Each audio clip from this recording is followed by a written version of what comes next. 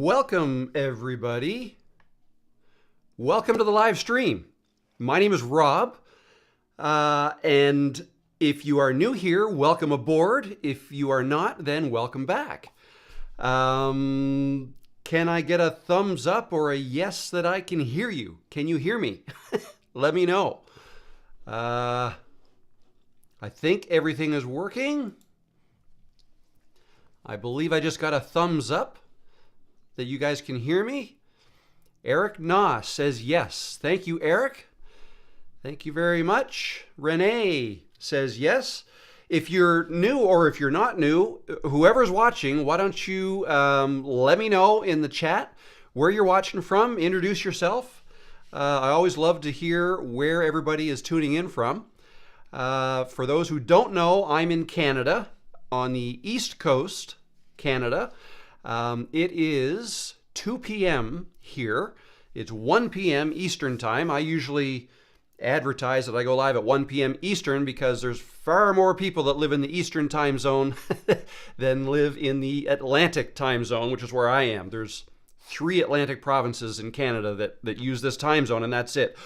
Also some places in South America, but no place in the United States uses this time zone. So we're fairly special in that regard, I guess. So yeah, my name is Rob. I do these weekly live streams to help you with Camtasia and everything that goes along with that, whether it's setting up your cameras, getting good voiceover, screen recording with Camtasia, video editing, all that goes along with that. I do these weekly live streams to help you out with that. So if you ever have any questions about any of it, even if you think it's a little off topic, no problem. Let me know and I'll do my best to answer. I also do, so far, within the last couple of months, I've been doing 3 weekly videos that I post on YouTube. So posting 3 times a week, every Monday, Wednesday, and Friday. I'll keep that up for as long as I can. I'm right up to it right now. I'm working on, there was a time I had like 3 in advance all ready to go. But as of right now, I am not finished tomorrow's video yet. I will. I finished the intro to it. So I just have to film it. I thought I was going to get it done before I went live, but I did not. But it will be ready for tomorrow. And I'll give you a little sneak peek of that as well. So I've got a couple of different angles set up for you so you guys can watch. I can switch. If you guys ever have any questions about my setup, I'll switch to this camera here. And then I've got a mobile camera, my iPhone. Is that working? There we go. That I can just kind of pick up and show you whatever you might want to see. If you have other questions, that's no problem. So yeah, that's what we've got going on. So let me go right to the chat and see what we have. So hello to Eric. Hello, Eric. Oh, let me put... no, that's right. That's right.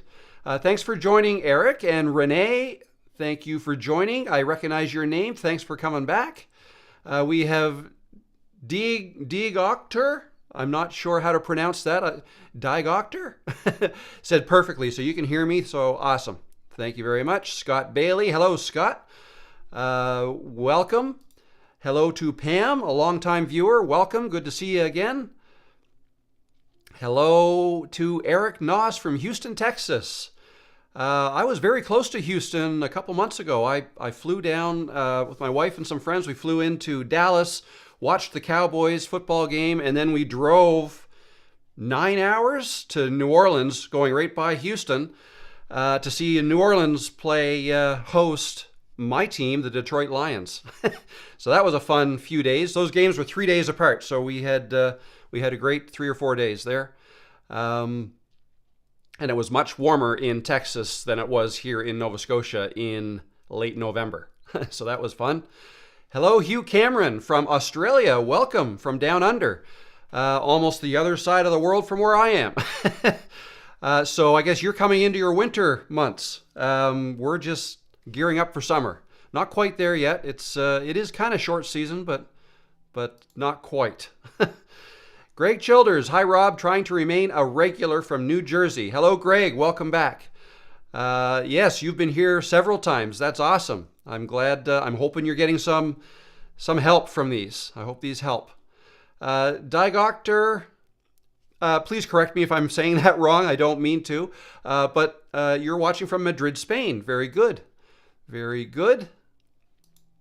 Renee is tuning in from Denmark, up in Europe. That's great. So we're all over the map here today. This is awesome. Uterp Lab, welcome. Good to have you back. And Scott Bailey. Oh, what happened here? What did I do? Let's try that again. Oh, I messed this up. Somehow I made this really small. The text. So I guess your mouse wheel, the mouse wheel can, here we go. Yeah, do you guys see what I'm doing here with this chat message? So I'm kind of doing this live, and yeah, I got to watch that mouse wheel. If I put the mouse wheel over the message, it will either make it bigger or smaller, so I got to be careful. Scott Bailey, I've watched some of your podcast recordings, but this is my first time on a live broadcast. Excited for today's topic.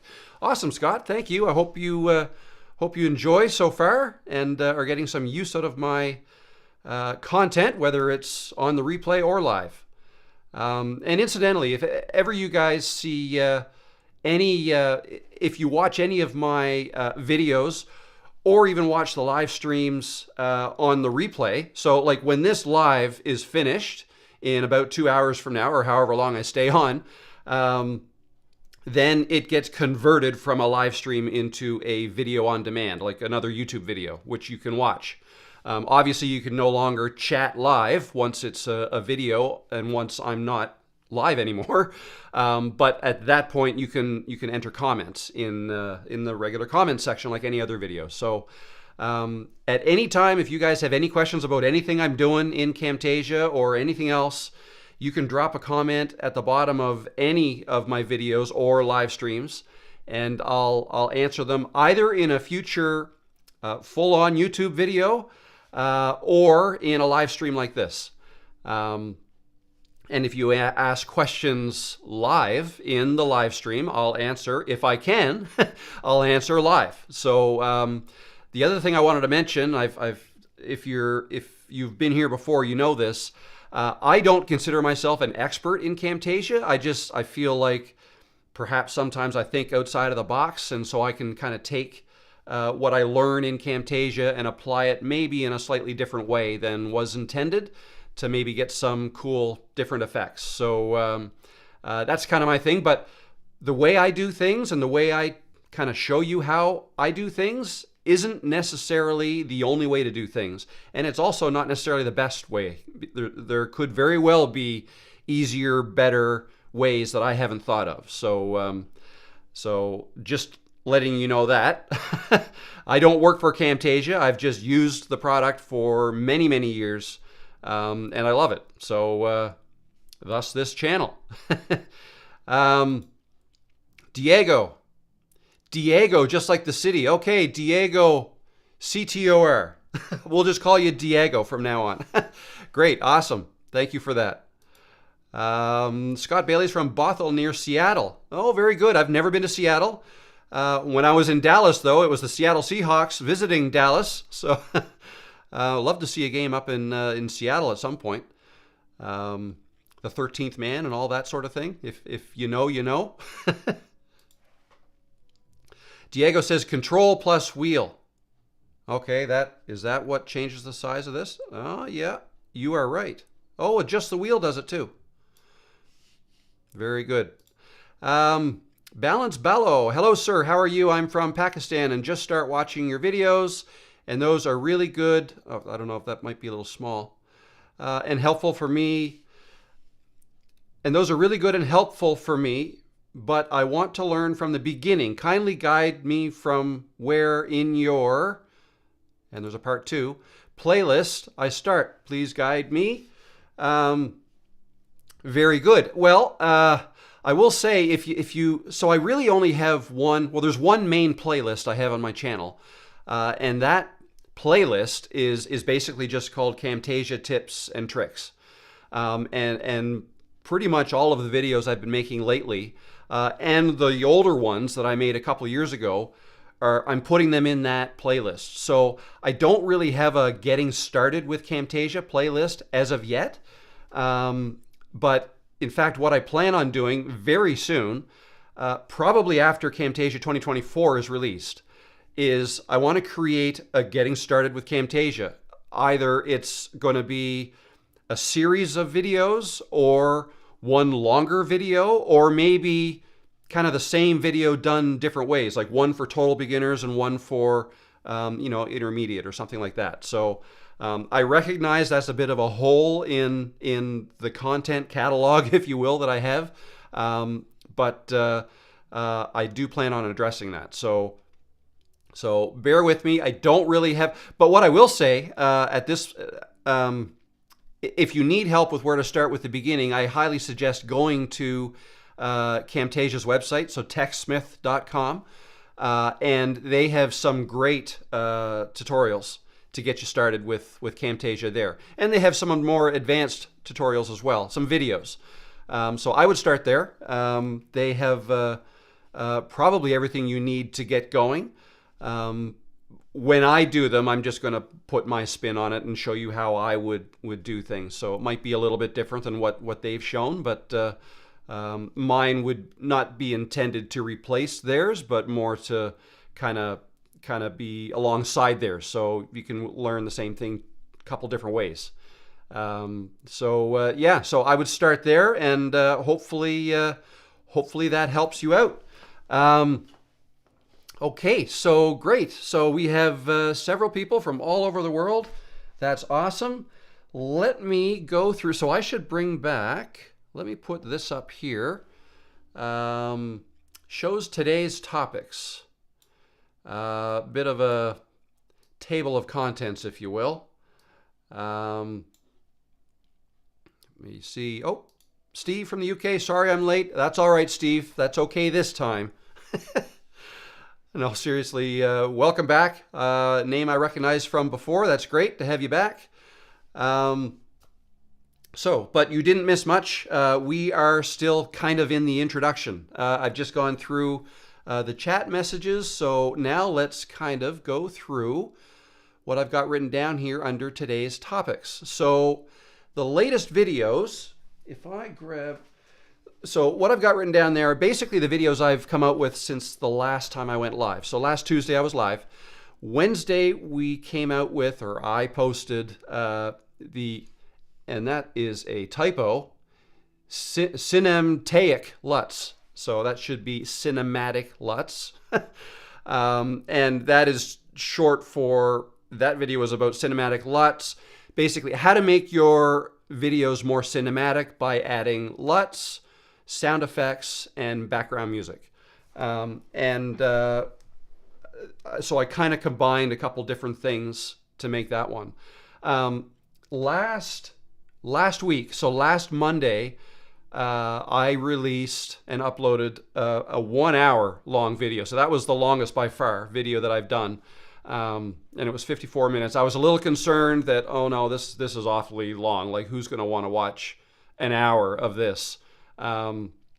But surprisingly to me, and maybe not to you, I suppose, but to me, I was surprised that that's been one of my best performing videos so far. So awesome. Maybe I will do more like that. I don't know if it was because it was long and I just explained everything as much as I could.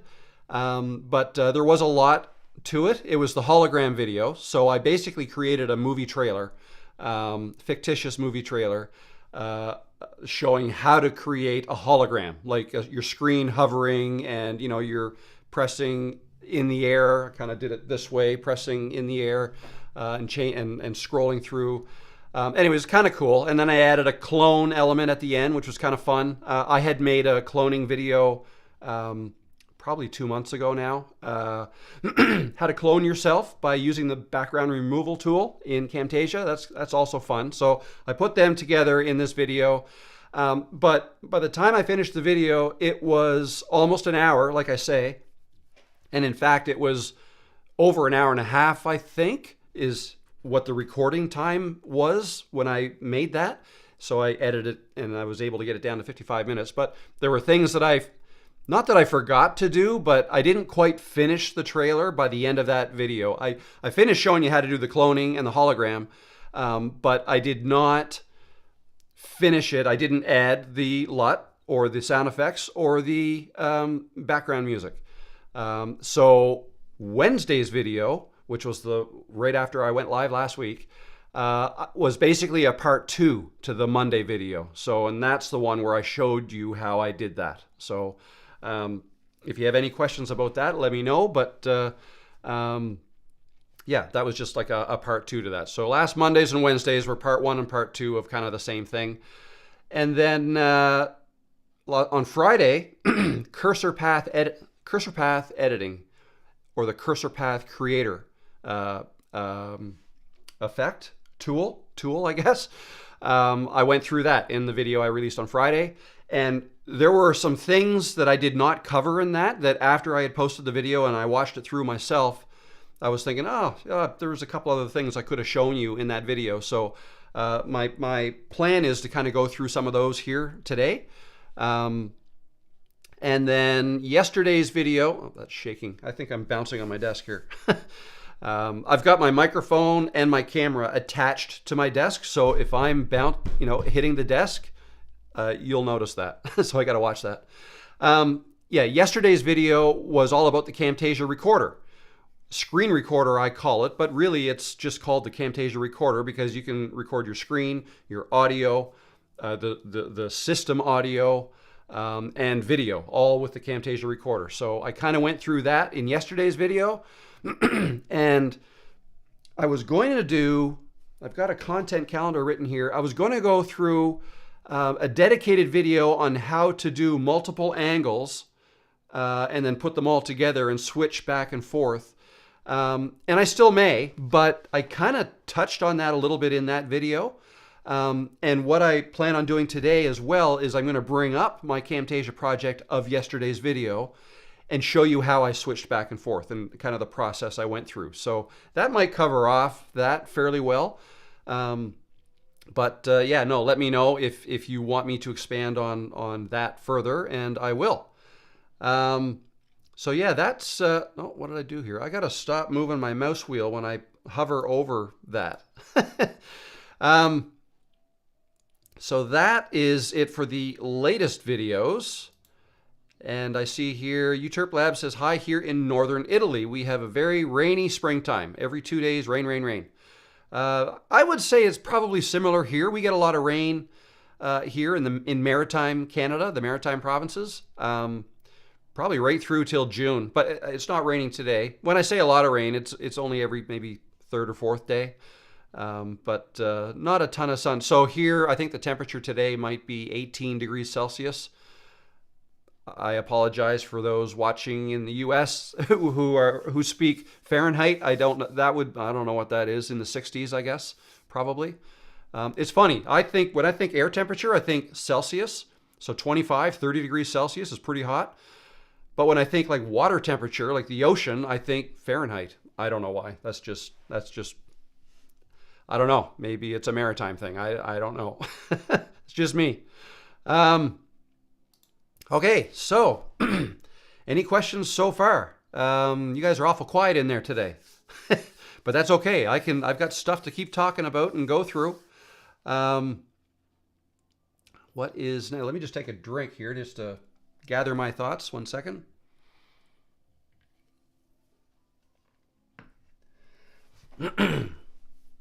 Okay. Oh, a little bit of, exciting for me, a little bit of exciting news, which I'll get to in a second, because Eric just said something. Eric says, have used Camtasia since 2016 for work to make tutorials.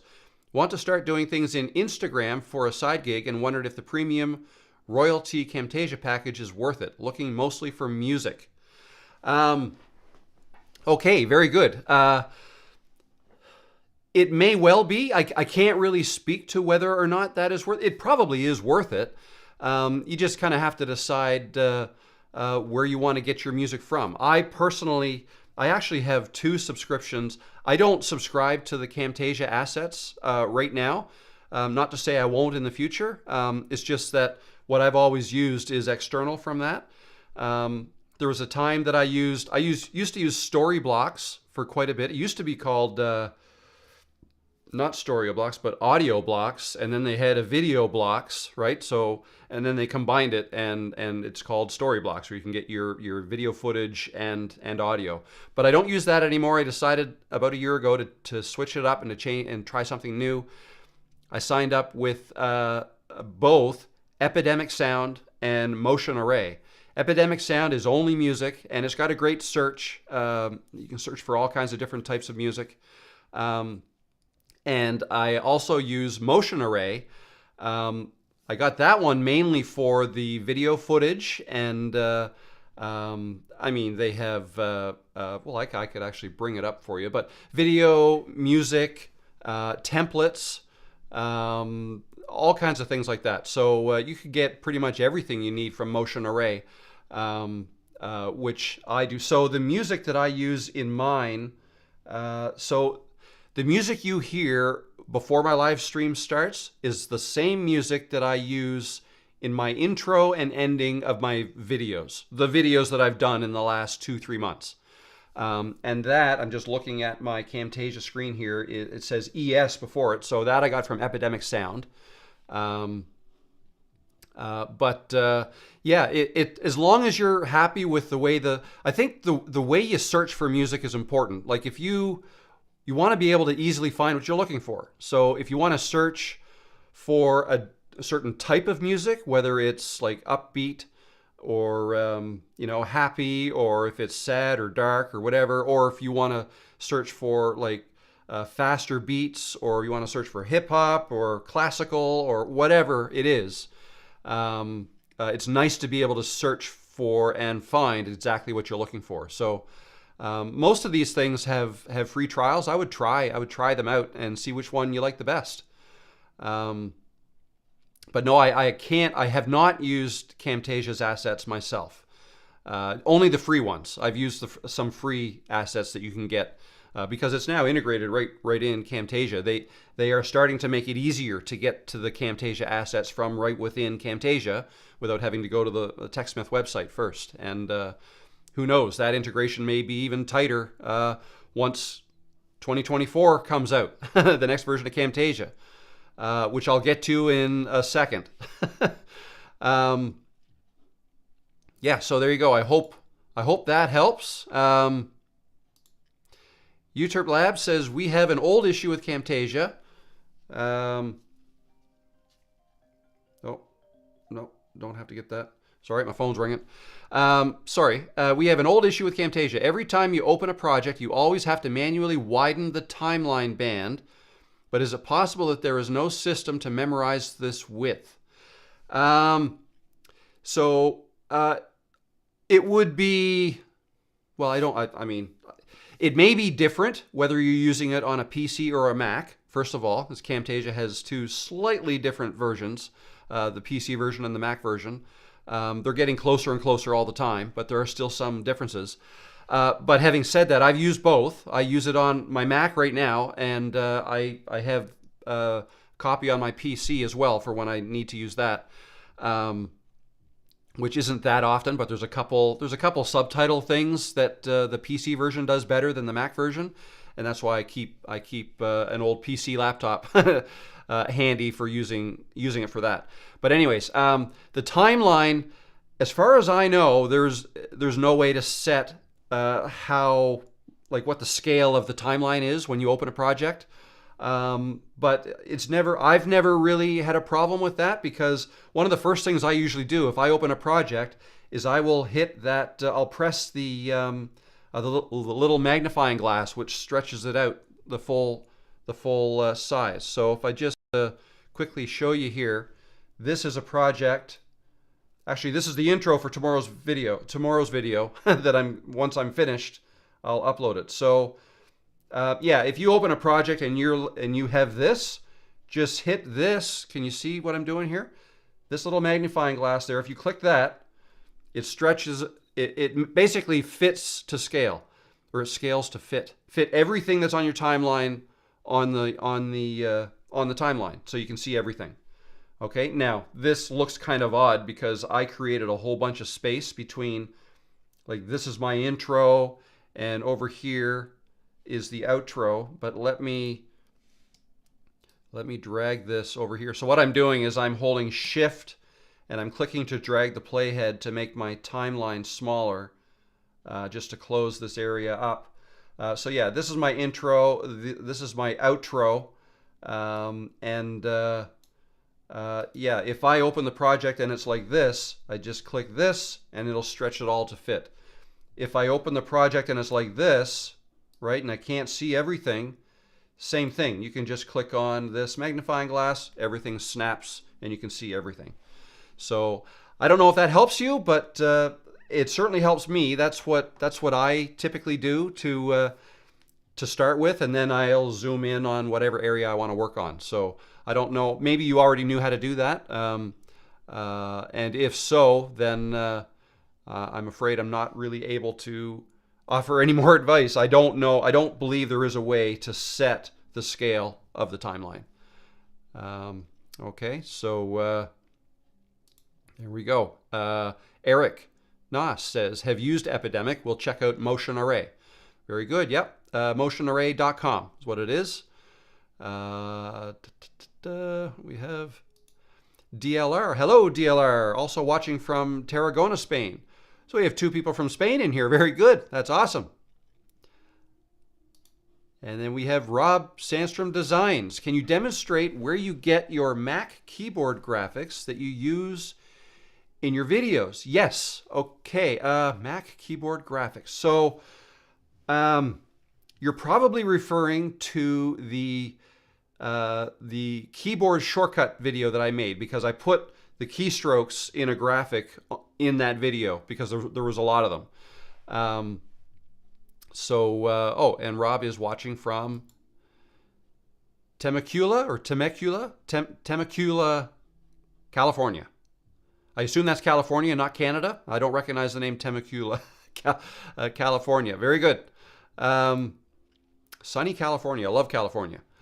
I'm thinking about going to California next year, actually, because my Detroit Lions are going to San Francisco December 30th, I think. That's the game we're looking at going to go see next year.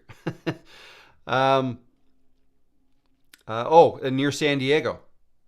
Very good. That's another beautiful area. I've been there as well. I was there for a convention one time, right there on the waterfront. There's a long convention center on the waterfront downtown, not far from the ball field. Gorgeous weather in San Diego, and they love their sailing in San Diego too, just like we do here. Okay, so the Mac keyboard, let me show you. Let's go here, show you my screen. So let's just put the playhead here. So let's just put it here, right in the middle. There's nothing going on here. I will say that these keystrokes are only available in Camtasia for a Mac. So right off the bat, if you're using a PC, these aren't available for you yet. I'm not sure why they aren't, but this is where you would find them. If you happen to be 50-50 chance, I hope. Oh, you just said you're on a Mac. Awesome, perfect. So, okay, so what you do is you go up to Annotations, and up at the top here, you see all these section headings. Way over here to the right, you click on that one, and you see Keystroke Callout. Okay, again, that is not in the Windows version for those of you who are using Windows on a PC, only the Mac. And then what you do is you just click and drag one of these down here. Okay, whoops. There it is. You can click and stretch to make it bigger. All right, like that. And that's Command A. And you can change, once you have one of them, so you can drag any of them down onto your screen. And once you have one of them in place, you can come over here and you can actually change which one over here. So like that, okay, like that. And if you want to change what is actually in here, you have to click in here and then type your key. So if I want Y, just hit Y, okay? If I want Command Y, hold Command Y, okay? That's how you do it. Now, I ran into a problem because there are some keyboard shortcuts that are more than 2 keystrokes. This system only handles 2 keystrokes. Like if I tried to go, I can't think of one off the top of my head, but say Command, Shift, no, that's Control. So Command, Shift, H. Oh, geez, that worked. Whoa, what's going on? Let me try another one. Control, wait now. Control, Shift, G. Okay. So I did just update my Camtasia like an hour ago to the latest version. I noticed a new version was available. I wonder if they just put that in there. Because that, I could not do that before. Oh, they're proving me to be a liar here. Let me go and look at my projects. No, I don't have that project here.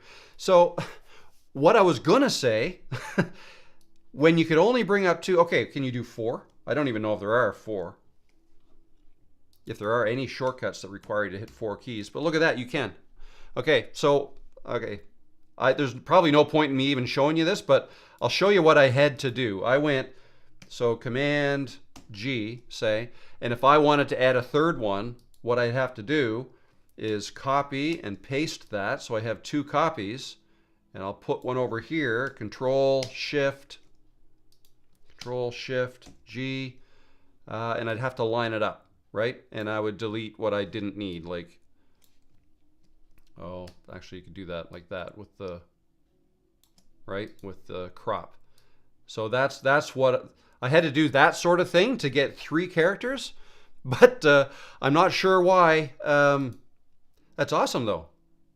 So yeah, you can have more than 1 keystroke. I wonder if anybody else knew that. Somebody must have told them, hey, I can't demonstrate 3 keys with this, but anyways, you can now. So there you go. I hope that helps. That's where it is. Very good. Oh, and let me see. How does this work? Super Rob gave me a super sticker, $5. Thank you very much, Rob. That's really appreciated. You didn't have to do that, but great. Pair character cheerfully blowing a party horn. Okay, so that's interesting. I can see that in the chat. Like if I'm looking here, I can see it right there. But this system, this system in Ecamm Live that allows me to click and display messages doesn't handle the animated GIFs, I guess. That's funny. Thank you very much. Really appreciate that. And Rob says, awesome. That is what I was looking for. Perfect. And Sybil says, it's all text for accessibility. Of course, that makes sense. That makes sense. I wonder if there should be a way to turn that on or off. I guess that would have to be from the user's perspective. Yeah, let's see, what did I miss here? Eric says, maybe in Camtasia 2024. Yes, maybe. Yeah, there's still a few differences. So this is one difference, the fact that you can't display characters like that. Well, hey, if I fired up my PC version, maybe there's an update there too. Maybe you can do that now. I don't. I'd have to check that. But the last time I checked, this functionality wasn't available in the PC version. First super chat sticker I ever gave someone, so I don't know what is doing either, but appreciate the quick answers. Yeah, no, that's great. I only turned that on, I don't know, about I'm going to say a month ago or so, but yeah, so the way, for those of you who are interested, I don't know how many here are interested in starting their own YouTube channel or already have your own YouTube channel, but for those who are interested, so as you grow a YouTube channel, eventually you can get it monetized. You can get monetized, your channel, and then start earning revenue. It's basically a revenue share system from YouTube. So If you don't have YouTube Premium, when you're watching YouTube videos, you will see ads. You'll see an ad generally at the beginning of a video, sometimes in the middle of a video, called a mid-roll ad, depending on how long the video is. If the video is short, then there won't be any mid-roll ads. I don't know what I think it might be 8 minutes. It has to be at least 8 minutes long for there to be a mid-roll ad. But anyways, that's how YouTube, or one of the main ways YouTube makes money. But what they do is, once a creator becomes a YouTube partner, once they get monetized, they share that revenue with the creators. So once I get monetized, and getting monetized means, for the revenue share, means 1,000 subscribers, which I passed quite a while ago, and 4,000 watch hours, which I just passed, so I expect a message from them shortly, then you can participate in that. And I believe I don't know if it's 50-50, I'm not even that sure. But it won't be a lot, but it'll be something to help pay for these videos. But once you reach, so there's a smaller threshold, once you get to 500 subscribers, and there's something else, was it 3,000 watch hours, I think? Then you can activate super stickers and super chats and memberships, YouTube memberships, which I have not activated yet, and I'm still deciding how I want to do that, because I'm thinking I want to. I can get into this. I don't know how interested you guys all are about that, but keep asking me questions if you have questions that you want me to demonstrate in Camtasia, and I'll answer them. But just to kind of finish my thought.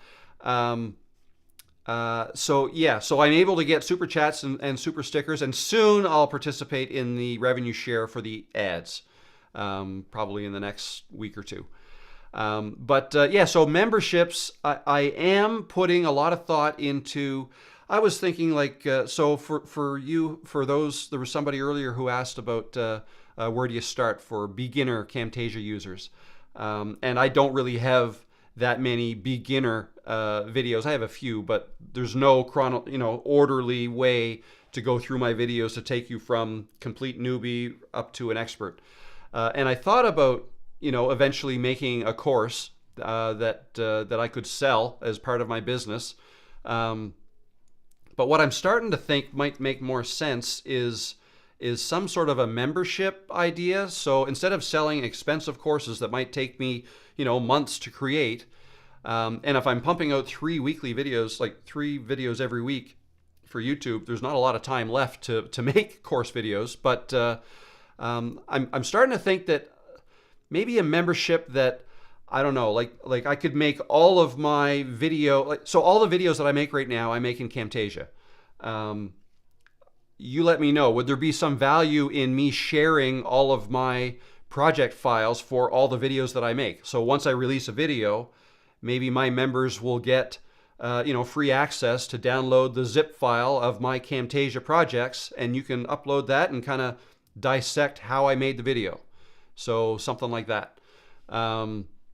Let me know if you think that's something that that would interest you, or that you'd find benefit in, because that's kind of where my head's going right now. And then I can create some smaller courses, like a getting started course, and then maybe I'm thinking a voiceover course, like how to get good audio, how to set up lighting and cameras and all that stuff. I mean, you can find all this stuff on the internet with some good searching, but sometimes it's nice to have it all kind of presented to you in an orderly fashion that you can go through and learn exactly what you want to learn. So anyways, let me know what you think about any of that. Let me just get caught up now with the chats. Where are we here? Steve says keystroke callouts are available in Camtasia 2023. You can put 3 keys in if you want to. Okay, even in the PC version? Because I didn't think you could in the PC version. But maybe it's been over a year since I looked, so I could be told. Oh, Steve says yes. Okay, I stand corrected. Thank you, Steve. So yeah, you can do these keystrokes in PCs as well now. That's awesome. And maybe you were able to. I thought there was a time that now maybe I had an older PC version at the time when I downloaded the Mac version for the first time, and it just so happened to be I timed it right so that it was available in the Mac version that I got. So my fault. Let's see, where are we? Sybil says, yes, keystroke callouts are now in PC version. Thank you. Okay, perfect. I just did an update yesterday too. I don't know if it was there before or not, but it is now. It sounds like it was there before as well. So yeah, that's awesome. The one main thing, and maybe they've changed this as well, but the one thing, so going back 4 or 5 years, when I first started getting into Fiverr and freelancing on Fiverr, my first foray into that was subtitling. I would do basic video edits, or I would subtitle videos for people through Fiverr. So like small jobs, large jobs sometimes, but just freelance work. And so at the time I was using Camtasia for Windows, and it has a really cool feature for subtitling. And that was that you can, if a client sent me a video and they also sent me a transcript that was already proofread, I could load that transcript into Camtasia, right, in the subtitling section or caption section. I forget what it's called, and then you can press play to start that, and the video plays. And as it's playing, you can click the word. Every time you click a word, that word becomes the first word in the next subtitle. So you could basically, as long as the speaker is speaking relatively slowly or clearly, if you're able to watch the video in real time and you just keep clicking every time you want the subtitle to change, you could go through the video and boom, it's all done. Now, I would then usually go back, especially if there was going to be, if I'm displaying 2 lines at a time, I would go back and I would clean things up. Like I would not want to have a comma and then an I. Like if I was going to say, comma, I am doing this, I didn't want an I and then am doing this on the next line, right? I would basically put that I down on the second line. So I'd go through the whole thing again anyways, just to clean it up and make it look good. But anyways, my whole point of that is that functionality, unless I'm wrong, you guys, if you guys know, tell me, but I don't believe that functionality is available in the Mac version of Camtasia for subtitling. At least I haven't been able to find it. So that's one of the reasons. I have a client who I add lyrics to their music videos. So they do like sing-along, folksy type songs, and they're singing and playing the guitar, and they want the lyrics to come up on the bottom of the screen as they're playing, and they send me the lyrics, right? So they've got the right number of, they have them already in the lines that they want, and they want me to display 2 lines at a time. And so I listen to it and I just keep clicking the first line, or every second line, the first word of every second line, and it creates it all. So I use my PC Camtasia to do that. Now I can then get my zip file over to the Mac version. I can export it in Mac, render it, and all that. But anyways, that's one thing that I wish, and I'll check the. Maybe I'm wrong. I'm gonna go through. Am I wrong? Let me know. Uterp Lab says, "Oops, sorry for my broken English. Instead, I meant to say the bandwidth, but in vertical, not horizontal." Anyway, thank you very much for your availability. The bandwidth in vertical. Okay, I think you're referring to the tracks, the height of the tracks, how high they are. If we come back over here, you're referring to these tracks. And yeah, the more tracks you have, obviously, they get harder to see if they stack, and then you'll have to scroll over here on the right. There's a couple things you can do. This little dot up here, can you see where my mouse is? You can grab that and stretch that up or down, right? That'll help. But no, I don't believe there is a way to set that at a certain scale and have it be that way when you bring it back, when you open the project up the next time. Not a bad idea though. That's not a bad idea for for TechSmith to think about, maybe for another version. Might be too late to add to the version that's coming out soon, but that would be great. Eric, do you have a day job as well? Well, I guess my day job is freelancer through Fiverr.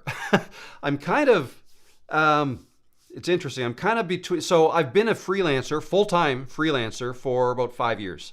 I've always been a bit of an entrepreneur. Before that, I had a business through the internet, and I used Camtasia for it. I made support video tutorials for web hosting companies, and telling people how to, or showing people how to use their control panels, for instance, how to set up email addresses, how to do a whole bunch of things like that. It was a business that I ran for 8, 9, 10 years, something like that. And before that, I had a web hosting company that I ran for quite a while, and then I sold that. Before that, I was an engineer, a mechanical engineer is what I went to school for. But now I'm just an internet entrepreneur. So I guess my day job right now is a freelancer.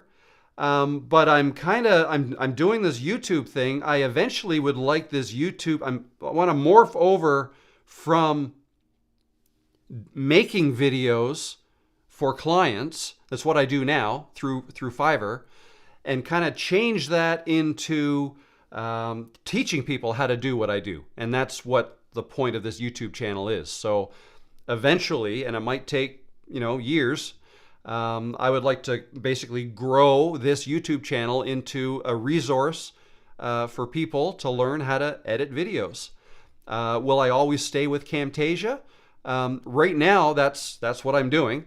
And because I love Camtasia, and that seems to be what you guys want me to teach about, and it's what I know the best right now too. So every once in a while you may see a different video from me, like it might be more YouTube centered, like how to do something in YouTube, not just Camtasia.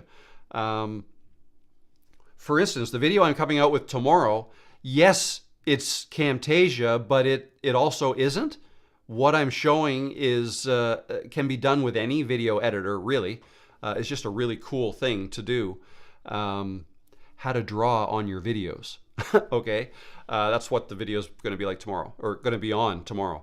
But yeah, so yeah, that's my day. This is kind of my day job, I guess, although I'm not really making very much money at this right now. But eventually, yes, it's going to be, whether it's through memberships or ad revenue or affiliate links. And as I build this, I basically want to bring you guys along for the ride and show you how to do what I'm doing. So that's why I've struggled for the last couple of years. I started this YouTube channel 3 years ago, and there was over a year that went by where I didn't do anything with it. But I've always struggled with, well, what exactly is this channel going to be about? What am I doing this for? And I didn't really know what angle to take. So am I teaching people how to use Camtasia? Am I teaching people how to make a living on Fiverr, right, as a freelancer? That's one way this could have gone. And I've got a couple of videos, I think, on how to use Fiverr as an income source. How to make money with Camtasia, how to edit videos,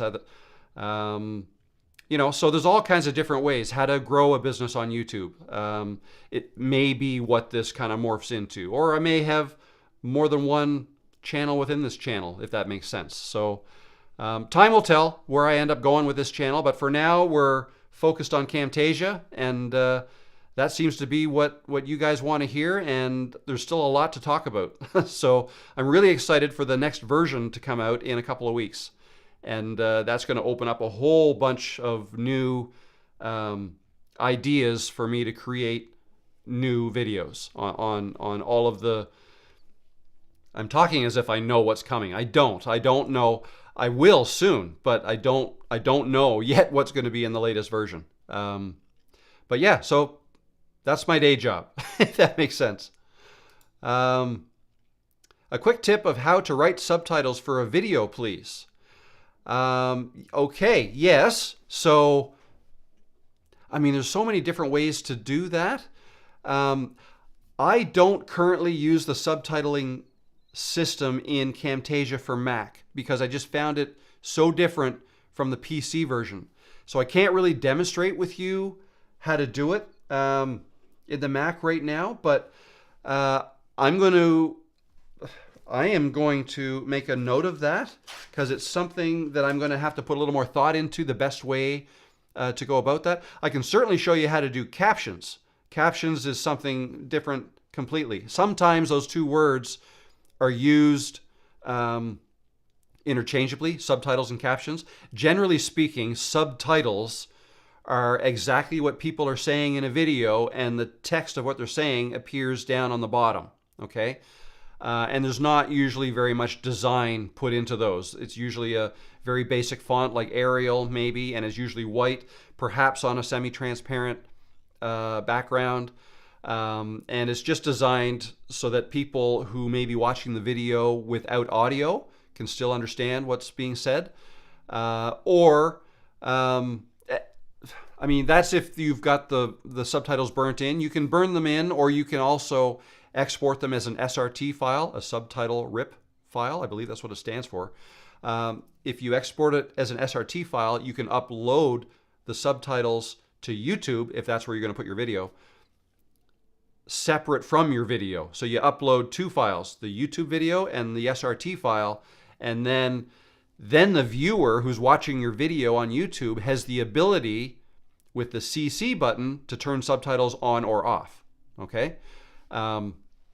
That's if you keep subtitles separate from the video in an SRT file. If you bake them right in and you render your video with the subtitles right in the video, then that CC option won't work, if that makes sense. So that's something to keep in mind. But then captions, in my mind, what a caption is text that's not necessarily a subtitle, but it might just pop up on the screen. Like if you're looking at YouTube Shorts or TikToks or Instagram Reels, sometimes you'll get the flashy text that pops up, might fly in, fly out, you know, whatever.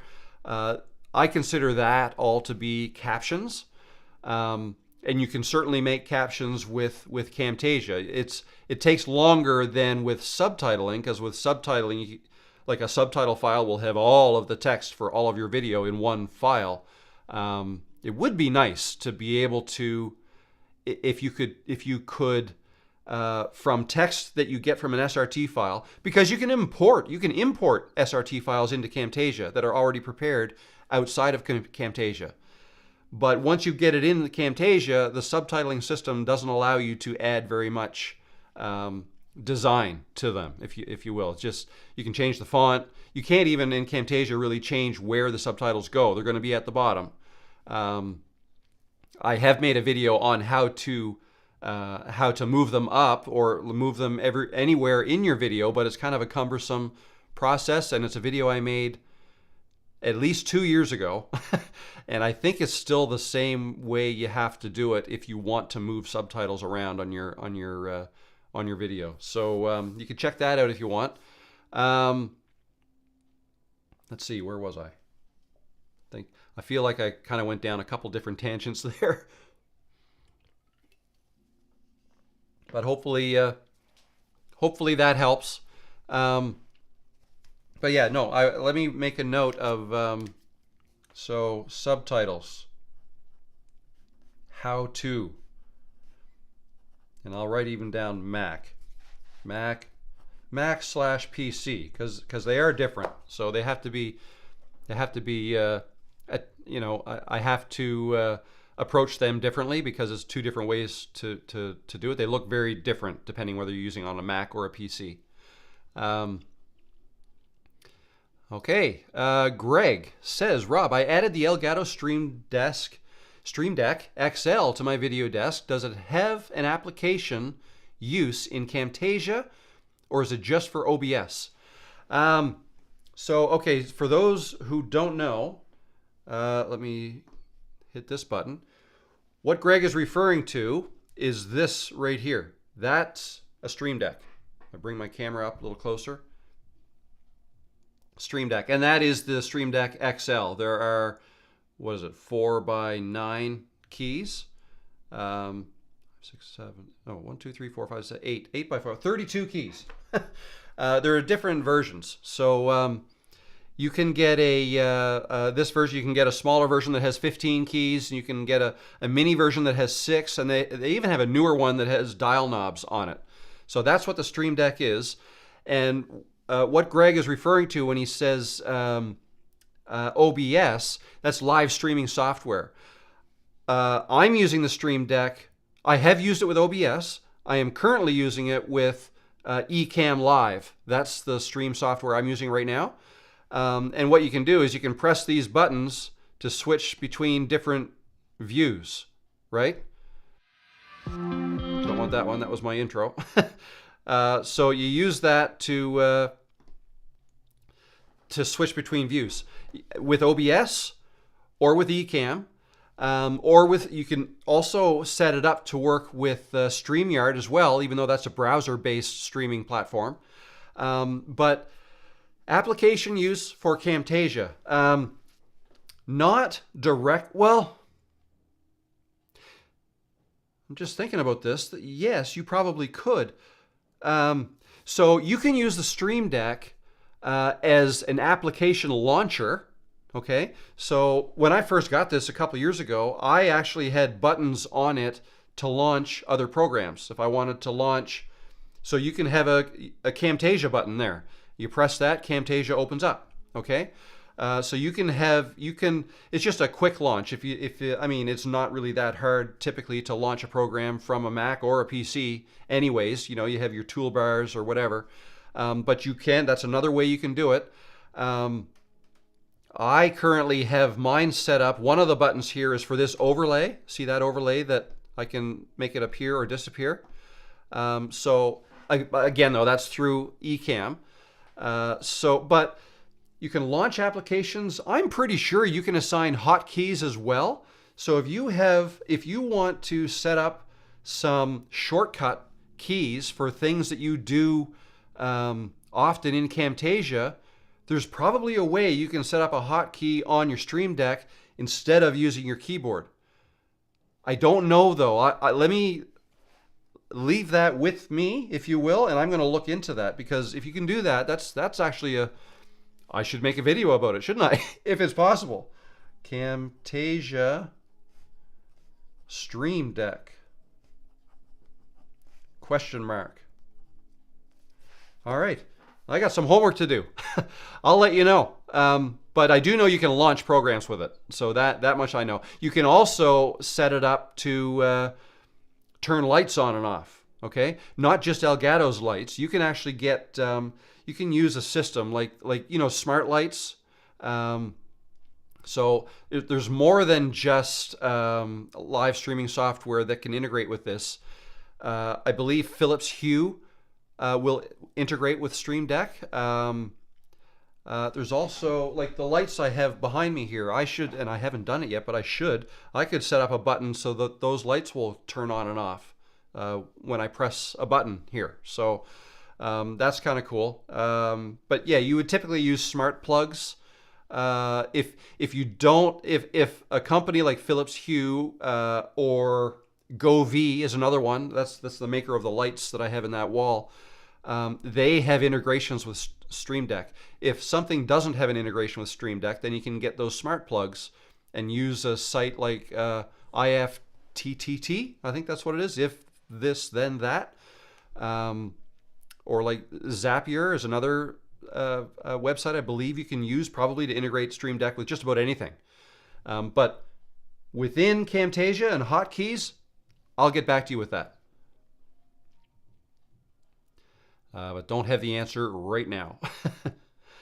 Sybil Morgan says, the caption info is really helpful. I export my videos to Panopto for work, training videos, and caption there, but it can be aggravating. I will try this on my next video. Okay, very good. So, captions or... I did make a video, I'm going to say 2 weeks ago now. What was it called? it was how to make TikTok style captions in TikTok style captions in Camtasia. Sorry, I can't type and talk at the same time. If I just quickly go to my channel here, where is it? Yeah, this one, outline captions. So if you go to, no, what am I doing? Go here. So if you go to my channel, I'm just gonna show you here. If you go back, it's this one right here, this video here. Outline captions. Create animated captions for TikTok, Reels, and Shorts, Camtasia tutorial. So that'll give you some ideas as to what you can do for captions. It's not subtitling. It doesn't use the subtitling system. It basically uses text through annotations. Okay, so maybe that would help. But if you do want the text as subtitles, then yeah, you could export the SRT file and do it that way. So yeah, hopefully that helps. Oh, here you go. And by captions, I mean subtitles for accessibility, of course. Yeah, just keep in mind, keep them separate. The video and the SRT file need to be separate. And YouTube can handle SRT files, and I guess, what was it called? Panopto that you use? Probably can as well. There's a lot of SRT files are fairly common. So there are a lot of the video hosting platforms, probably all maybe, or most, would support it. SRT files. And SRT files, incidentally, are just text files. You can open them in Notepad or Text Edit on a Mac and see the text in there. And all it is the text with timing information, start and stop time for each text. And it's just a long text file that you can edit with any text editor. But video editing software typically makes it easier to work with. Rob Sandstrom says that captioning and subtitle issue needs addressed if Camtasia wants to stay relevant. I now take my videos with voice narration and export them to CapCut, and it automatically generates my captions. Yeah, I would like to see them address that as well. It would be nice to be able to do some... See, the thing is, Camtasia got its start as a screen recorder. It was a way to capture your screen and turn it into a video. And over time, they've added more... I talk like I'm... I don't work for Camtasia. This is my take on it. I've used Camtasia for over 10 years. Probably 15. I don't know. A long time. And my take on it is it got its start as a screen capture or tool that you could then turn that into a video. And over time, they've added effects that you can apply to it. You can add now shapes and annotations, and and text, and you can blur things out. You can animate things. All kinds of things you can do now in Camtasia. It has become a full-fledged video editor. So it's not just a screen recording software where you can make a couple small edits before you create the video. You can edit full-on videos. You don't even have to use the screen recorder anymore. You can use Camtasia to make a video that has no screen recording in it whatsoever. So because of that, you're starting to get more people who just want to make videos with it, may not want to take advantage of the screen recording part of it. And I actually, personally, I don't use everything that the screen recorder has to offer. In fact, I don't always use the screen recorder anyway. Sometimes I use OBS or Ecamm to capture my screen, depending what I'm capturing. When I'm capturing how to use Camtasia, right? I can't use, now on a Mac, there's a way you can do it, but in Camtasia for Windows, for instance, I can't use Camtasia's screen recorder to record myself showing you how to use the screen recorder, right? Because it's in use. I can't have two copies of it. I believe on a Mac you can, and maybe I'm wrong. Correct me if I'm wrong, but this goes back maybe over a year that I've looked into it and tried to do it on a PC. Maybe you can now, but I just find it just keeps things simpler if I'm demonstrating how to do something on Camtasia, I use another screen recorder to capture that, okay, like OBS. The difference is, one of the main differences is if I use OBS to capture my screen, much like the subtitling and SRT file thing, my mouse cursor is getting baked into the video, right? If I use Camtasia's screen capture, the mouse movements and the cursor is getting captured separately, completely separately. And that's why you can then edit the cursor afterwards, right? You can make the cursor bigger. You can change the cursor path after you've done the recording, all in Camtasia, if you've used Camtasia Screen Recorder, okay? So where was I going with that? Captioning subtitle issue needs addressed. Yeah, so I guess I was explaining why I think it's Camtasia isn't as advanced as, say, CapCut is with the text and the captioning and all that. CapCut was created by the makers of TikTok, right? And they're all about creating very fast videos, typically vertical shot videos from your phone, right? And just add some quick, fun, text pop-ups, right? So as a way to do that fast, they came out with CapCut. And they now have CapCut as a free tool available that you can use. There's a free version anyways, that you can download and use. I have it. I've used it. But it's a great way to get some fancy looking captions into your videos. So yeah, I totally understand exporting from Camtasia and using that to, if you're more used to CapCut, to creating your captions that way. And it can deal with SRT files and make them all right. So yeah, it would be nice to see Camtasia come out with some more advanced captioning features, some more advanced features that can be done to the subtitling. And time will tell if they are coming out with that. I don't know. I don't know if they are or not. Greg says, thanks. You were such a big help and inspiration. Awesome. Glad you think so. I'm happy to help. Rob, I didn't realize you were part of Fiverr. Are you open to critique my videos, usually only 3 or 4 minutes long, of course paid and not free, without going through Fiverr? Part of Fiverr. Yeah, so me being a part of Fiverr, I'm not, like, I have a Fiverr account. I don't work for Fiverr. I'm not part of them. I just do work through Fiverr.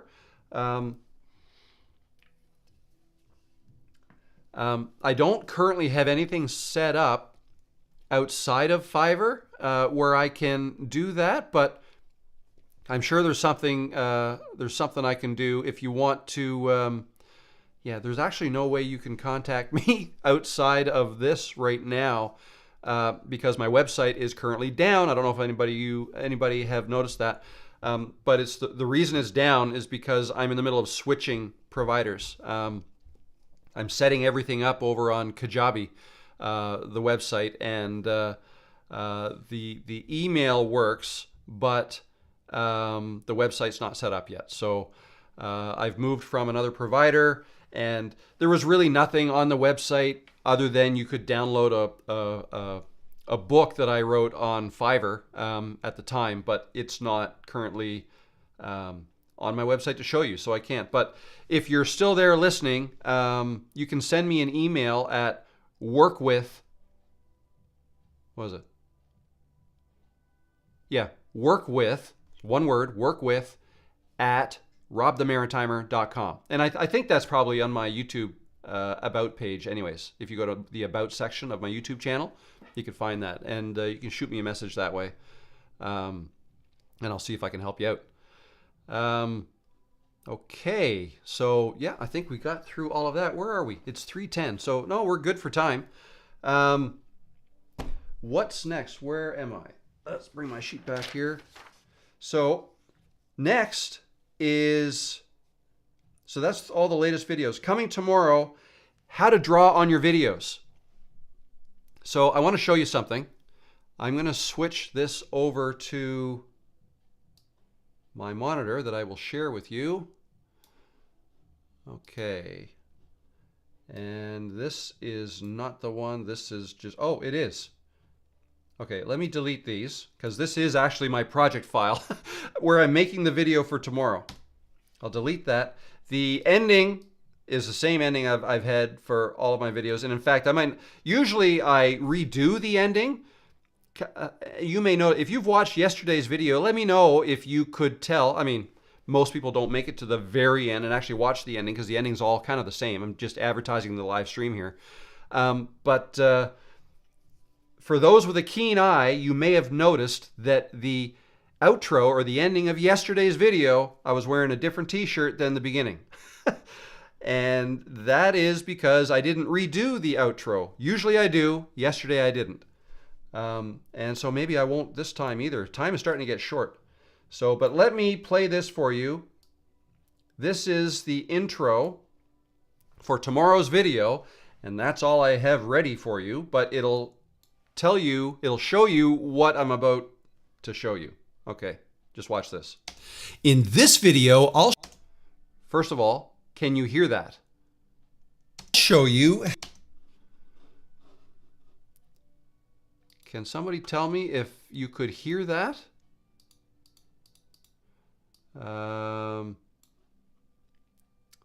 System audio. Oh, yeah, you guys could hear that. Perfect. Because that you wouldn't understand, I don't think, without the audio. Okay, let me play it now. In this video, I'll show you how to draw on your videos, which is a cool new fun dimension that you can add to all of your videos. Let's get into it. I got to change the text right there. It's not best keyboard shortcuts. That was the video I used to create the template that I'm starting with. So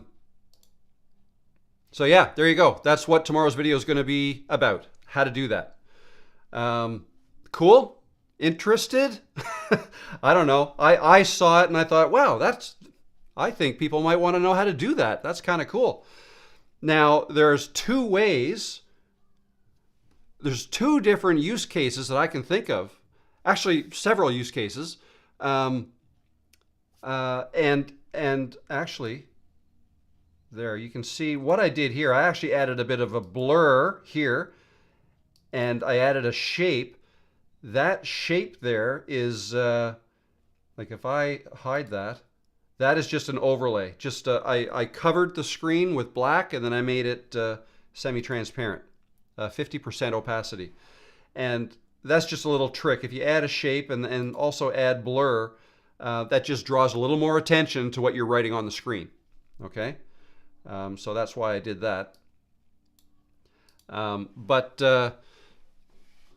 Yeah, so what I was going to say, use cases for this might be if, let's say you're presenting something. Okay, let's say it's a PowerPoint presentation or keynote presentation that you're turning into a video. Maybe you have a circle, yourself in a circle mask down in the corner, and you want to demonstrate you're talking about some text or something that's on screen. Maybe you want to draw on it, right? During or underline or use a highlighter to highlight some text as you're talking.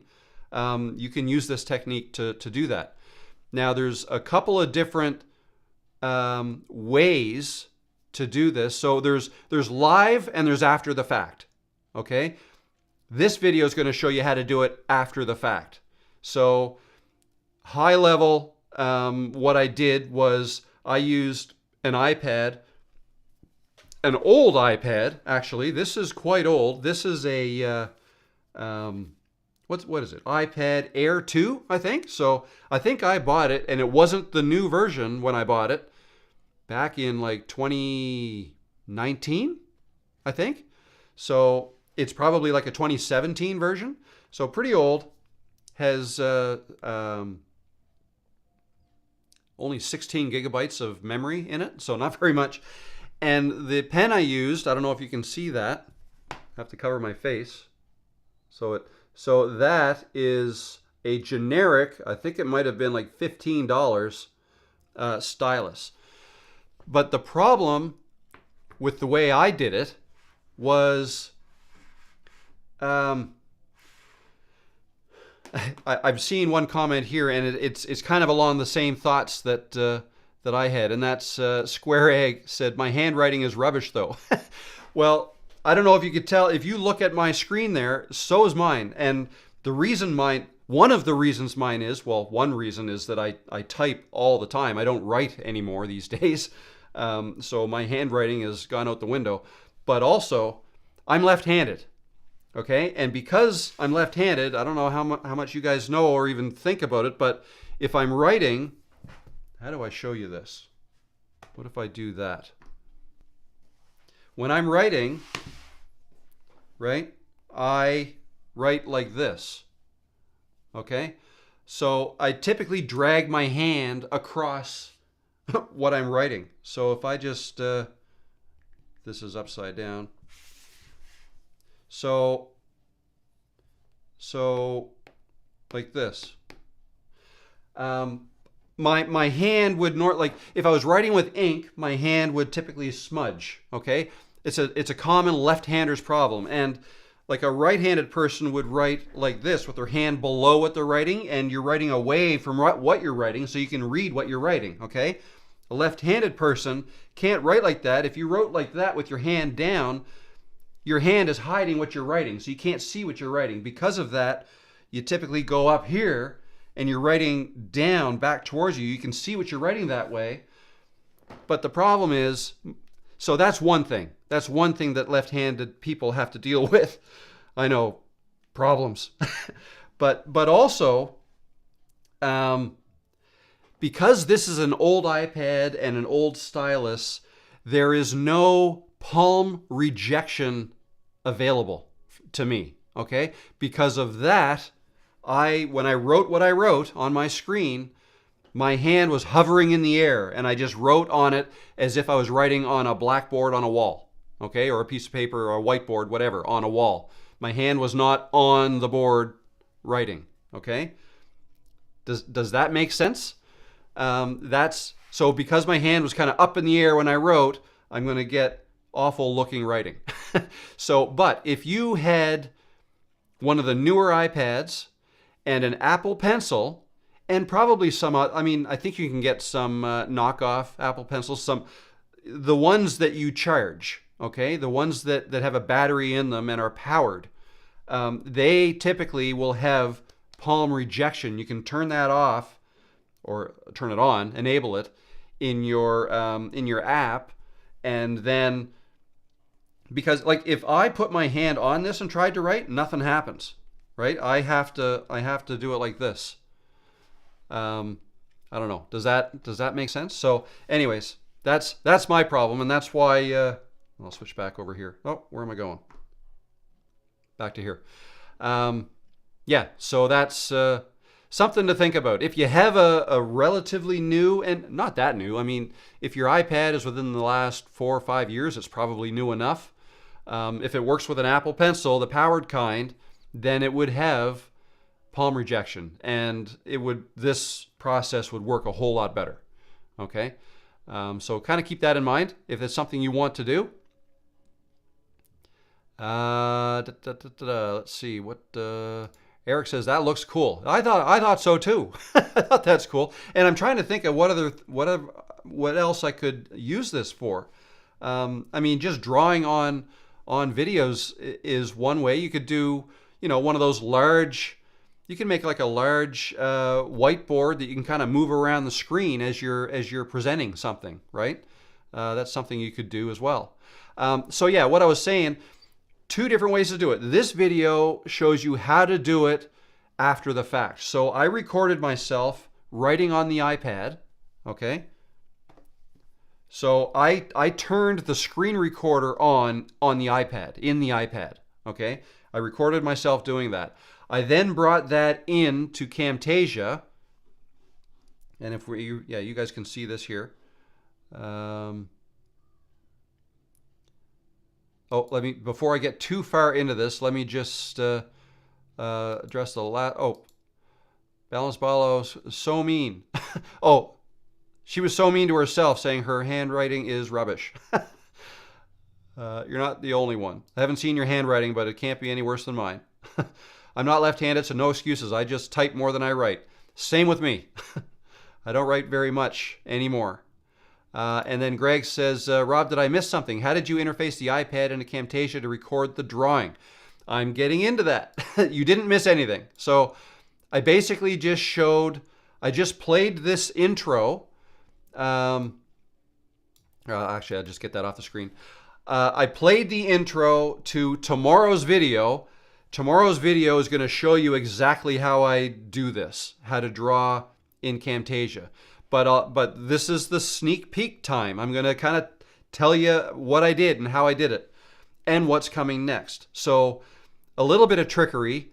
I did not do this live, okay? So again, so to do this, I turned two cameras on. So this camera here, right here, I turned my main camera on here. I then turned that camera on, but I had it over here, pointing down at my iPad, and that's where you get this here. No, that's not working. How do I, no. So you can see, if I point, no, that's not, that's, anyways. So you see the up in the top right corner, that zoomed in of my iPad, that was the second camera angle. Okay, and then I also hit record on my iPad to record the screen, and I hit record on the audio. Okay, for this intro, I did not have to record my screen at all. So two cameras, the iPad, and the audio. So now if we go into this Camtasia project, and let me just make these a little bit bigger. So this bottom track is my background music, as it usually is right there. Right here, this track here is my audio. Okay. In this video, I'll show you this track here. The next one is my camera. And all I did to that was I did a little bit of color adjustment, right? If I disable that, you can kind of see I kind of got grayed out a little bit. Okay, re-enable that effect. And then above that, that's the shape where, so I kind of made it dark and I made myself a little bit blurry. That's these two layers here, okay? Just so if you make yourself darker and a little bit blurry, that brings more attention to what you're drawing on the screen. So that's why I did that, okay? And I faded it on. That's what this is here, this here, I faded them both on and off. And then this here is this camera angle. Okay, the camera angle from back there. Here, let me change that again. And then this was my iPad recording. Okay, and if I enlarge this, I see I have remove a color on that. If I disable that effect, that's what you're going to see. Okay, and that's exactly what I drew on this iPad. Well, it's a different page, I guess. Whoop, how do I do that? No. There, that's what I drew on the iPad, and there it is shown up there. It was on a black, basically a black board, like a gray color, and I used remove a color to remove that color. And that left me with these colors. So I wouldn't be able to choose gray as a color to draw on, right? Because that's the color I'm removing. Typically, you would use a green screen, right? But then you can't use green, okay? That's why you don't want to wear green if you're in front of a green screen, and you're gonna key the green color out. And then the last little bit, what was this I did up here? Oh, that's actually kind of interesting. If you zoom in here, or if I zoom in, I'll show you. I don't know if you can see, but see that red dotted line underneath? The app I used in my iPad has the ability to change written text, like handwriting, into text. So it was underlying that. I guess it identified that as a word. Oh, that looks like a word. Doesn't look like a very good word to me, but kind of messy writing. But anyways, I didn't want that red line in there, but I had already done the recording. I didn't want to redo it again. So what I did was I drew this little box around it, and I added media mat to it, and I inverted the media mat right here, alpha invert, and that basically hides it. Okay, that hid that dotted line. Okay, so I just kind of fixed a problem that I had there. So this was not done live, but having said that, you can do this live. Okay, not necessarily in Camtasia, but kind of using Camtasia as well. And I don't get into that, or I'm not going to get into that in this video that's coming out tomorrow. This is just going to tell you, I mean, I think you probably get the idea as to how I did this, but tomorrow's video, I'm guessed, so I haven't shot the main body of the video yet. My guess is it's going to be probably 15 minutes or so, and it'll kind of walk you through everything I did to make that happen. To do it live, you have to connect your iPad to your computer. So the way you do that is going to depend on what kind of computer you have. And it doesn't have to be an iPad. It can be any tablet, right? As long as you can connect it to your computer recognizes it as a camera source, right? Then you can bring it into like an OBS or Ecamm Live. Or suppose you could bring, well, no. I mean, maybe you can do it. I'll have to put some thought into that, how it can integrate more tightly just with Camtasia. But anyways, that's not tomorrow's video. That would be a future video. But I know, like, for live streaming, if I wanted to do this live, I could bring it into Ecamm and I can key out. Now, Ecamm does not allow me to choose any color to key out other than green or blue. I don't have the ability to do black or gray like I did here. With Camtasia, you can key out whatever color you want, any color, which is very nice and handy. And with OBS, I believe, yeah, OBS you can key out any color as well. But with Ecamm, you don't have that. It's either green, the typical green screen green, or blue. And the only reason I believe they offer blue is because, well, if you do want to wear green, then use the blue screen, right? And then key that out. But you can't wear green and blue, or not those shades of green and blue. Yeah, and if that's the case, then you're connected live. It's a screen, you can write right on it during a live stream. So maybe I'll try to have that set up for next week, maybe next week's live stream, so that I could do that. And again, there's a couple different ways to connect. With a wire, you could connect. So this iPad to a MacBook Pro, I probably could have this as another screen, but I think I have too many monitors already for the Mac to recognize another one. So the best way for me to do it is to plug it in by a wire and use it as a camera source. Okay, so yeah. So anyways, look for that tomorrow. As long as I have enough time tonight to finish the video. So yeah, no, you didn't miss anything, Greg. That was it. That's what I wanted to show you with that. So, but yeah, that was kind of a fun. It's kind of a fun thing. So I'm going to have different. I'll put this over here. Turn that off. Done with the iPad for now. And yeah, it's an old iPad. It doesn't. It's not very responsive. Like, it's certainly not a Pro. As I say, it's got 16 gigs of memory, which is not a lot. So yeah, but it worked. It worked with that stylus. It would work a whole lot better though with a proper, like a one of the newer iPads that could recognize the palm rejection and the powered up Apple Pencil, and even you can get like covers. Like see-through covers for your iPad that makes it even feel like you're writing on paper. That would be cool. But yeah, so there you go. That's that. Next, so that's upcoming videos. After that, so Friday, I don't know yet. I don't know what I'm going to do next. What should I do next? I did create this content calendar, and yes, I wrote it. I didn't type it.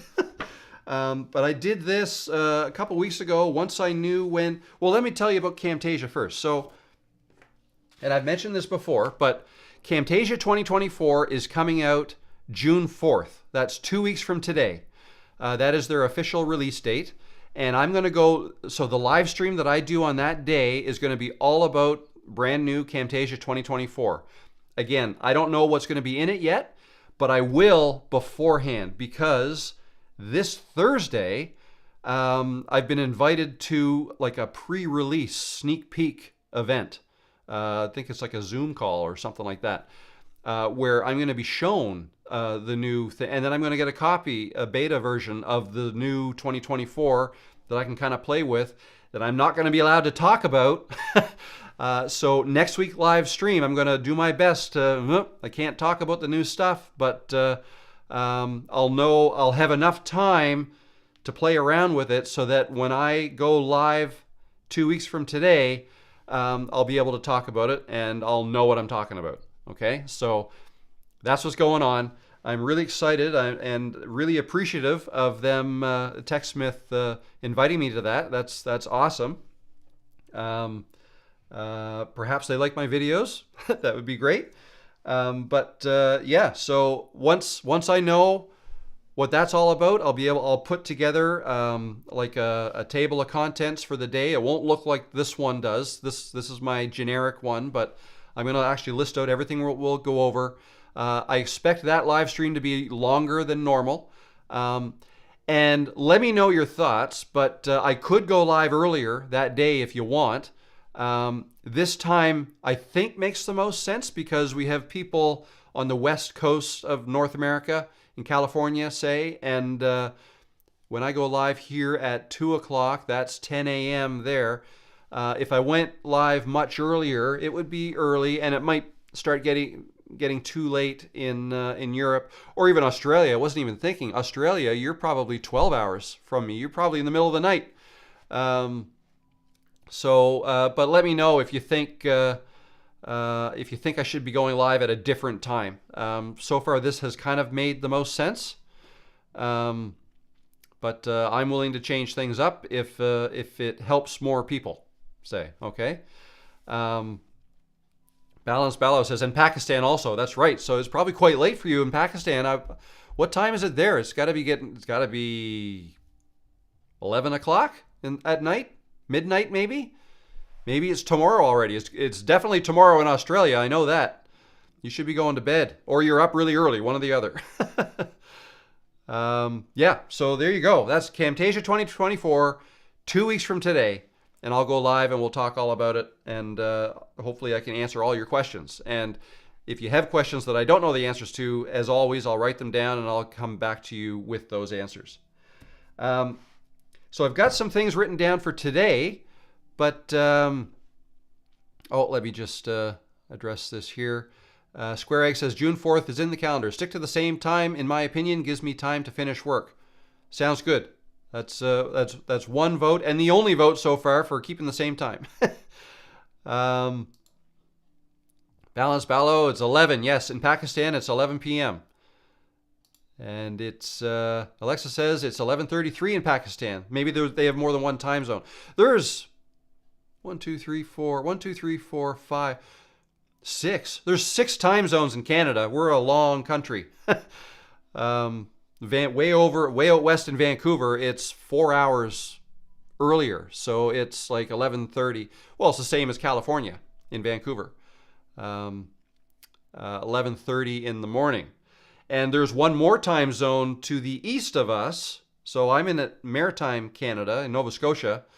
But in Newfoundland and Labrador, they're a half an hour ahead of us. So it's 3:30 here. It's 5 after 4 in Newfoundland and Labrador, where my wife is from. So yeah, 6 time zones in Canada. So I'm sure Pakistan may have more than one time zone. Okay, so quick drink break here.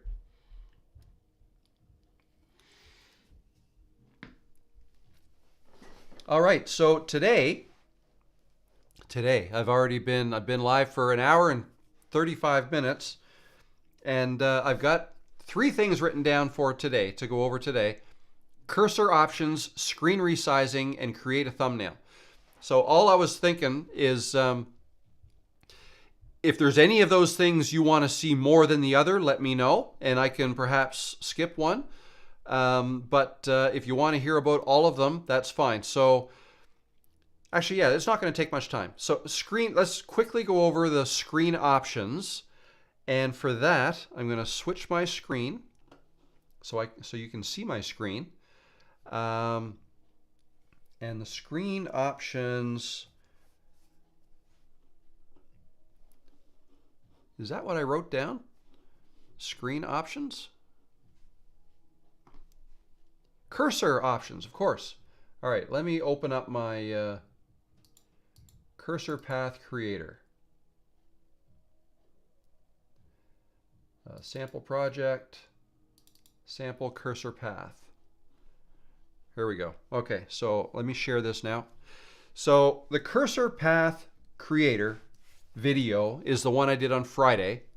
Okay, and I went through it, and there was 2 parts to it. Let me move this one off to the side. That's what I did second. The first one was this one, where I showed the cursor path. Okay, let's highlight it so you can actually see it. If I bring that up and highlight the cursor path,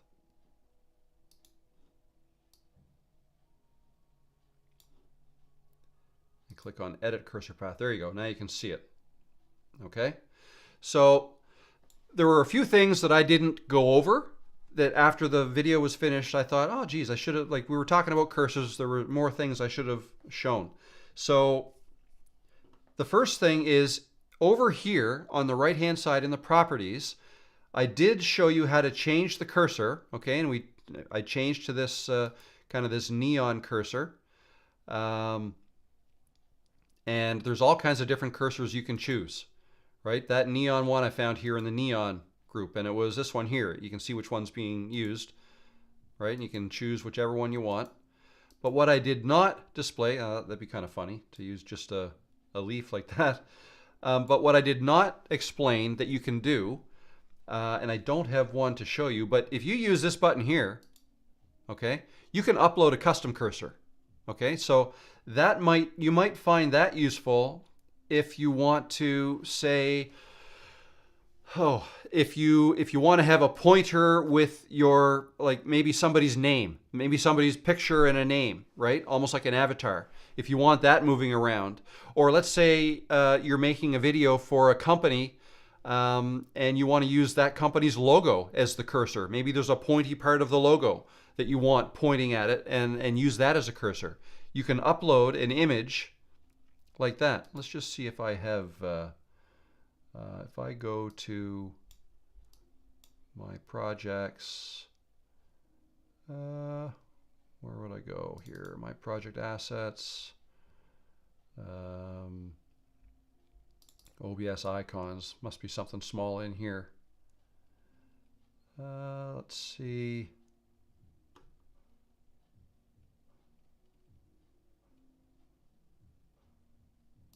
Oh, I don't know. This, let's just grab that image there. So that is, oh, excuse me. Oh, excuse me, sneezed.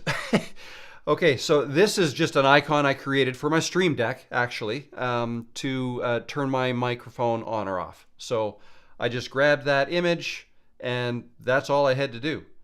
And now it's here as a cursor. Okay, press play and watch it go as a cursor. So you can bring any image in, any custom image in, and use that as your cursor. Okay, so that's one thing I wanted to show you. Effects. So if we go over, actually let me back that up. I just pressed Control Z several times to get back to where we were. Okay, so let's click this to collapse that. Okay, now over here in the left hand side we have something called cursor effects. Okay, I didn't touch on this at all. The video was more about how to manipulate the cursor path, okay, and how to how to make changes to that. But there are other things you can do to your cursor, right? If I bring on like this spotlight, for instance, let's click and drag that down. And again, it's not an effect that stands alone. It has to be added to a clip that has a cursor. So if I do that, now there's a spotlight by the cursor. See that? And you can see that it's there. If you expand this arrow, you can see cursor spotlight right here. And you can even vary where the spotlight occurs, I believe. Click and drag. So let's say I want the spotlight to only occur as it comes in there and stops over that download. And then before it leaves, or as it's leaving, have the spotlight disappear. Okay? Then you would have this. Okay, you probably want to pause a little bit longer than that, but and maybe you want the spotlight to be larger. You can, make it larger like this. You can change vary the opacity of the background like that. Okay, you can change the blur of the background. Okay, that's kind of handy. So if you only want to draw attention to that area and completely blur out everything else, that's what you'd get. Okay, let me just stretch this out throughout the entire thing again so you can kind of see the effect. Okay, so everything outside the spotlight is blurry. Everything inside the spotlight is not. That's how that works. So let's cursor spotlight. I had the wrong thing highlighted. So let's turn the blur back down. Don't need that. And the opacity, change that a little bit. And the other things you can do, the softness of the spotlight, you can vary that.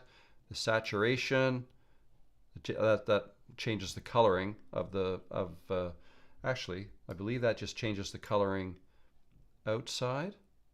Yeah, so you can turn the color off, make your entire video black and white except for what the cursor spotlight is showing. That's kind of a cool effect, right?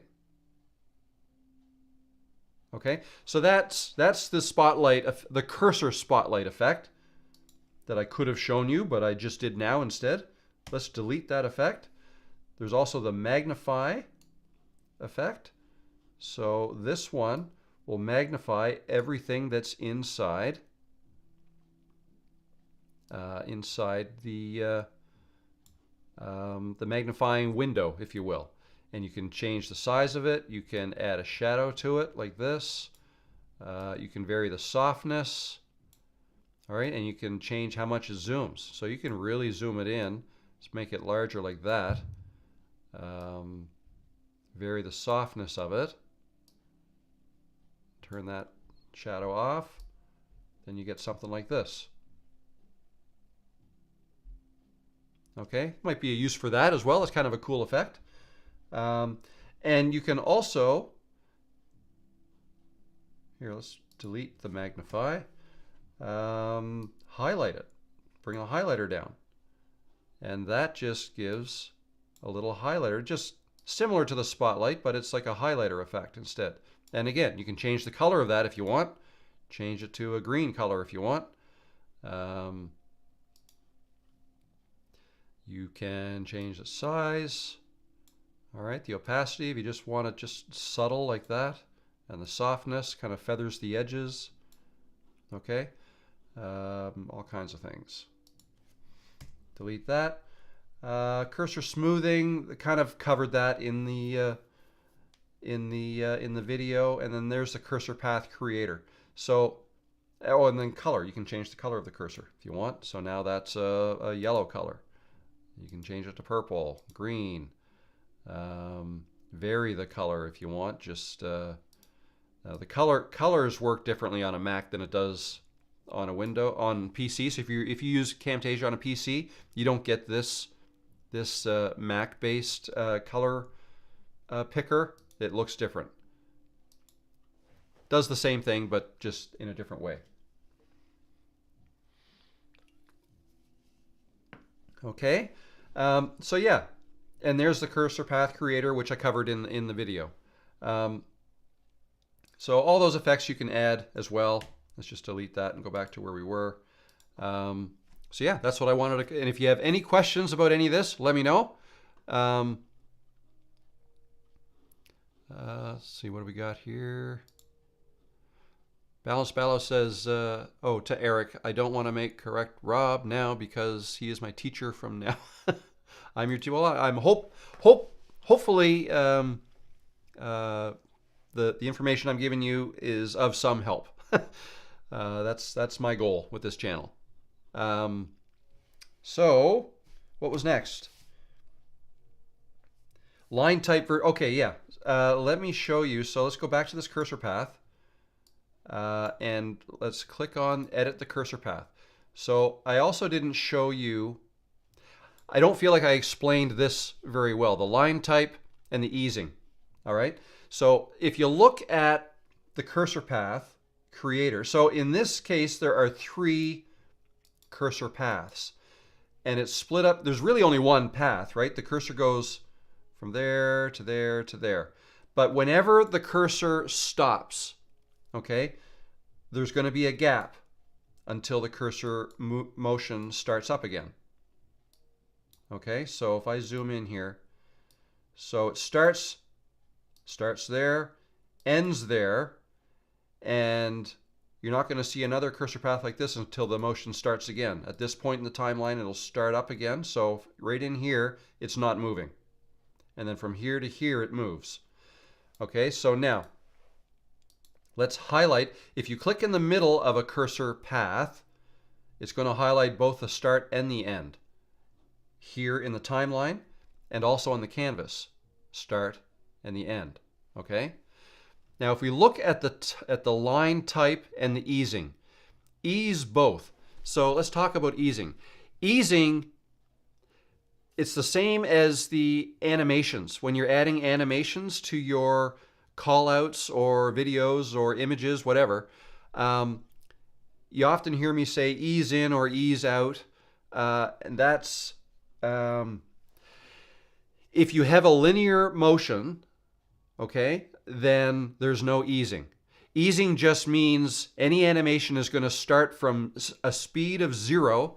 It's going to ramp up. The speed is going to accelerate to a speed. It's going to stay there for a period of time, and then the speed is going to decrease. So when the rate of speed is increasing, that's ease out. Okay? If the rate didn't change, if the rate, and I apologize if this is like a physics. I'm taken back to my engineering days. It's like physics. If you're starting at a given speed and you want the speed to stay the same from start to finish, it's going to be like a jerky start, like a jolt. It's going to start with a jolt.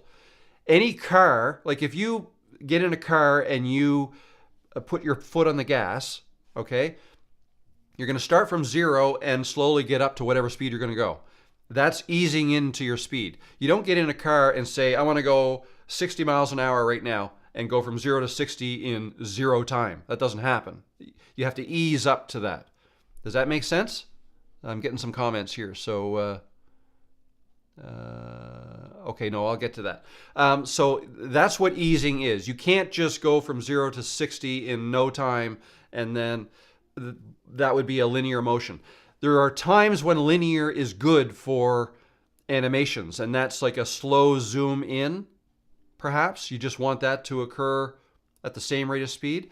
But if you're moving something across your screen, you generally want there to be easing. Easing out, which means out, that's the start, and then easing in to the end.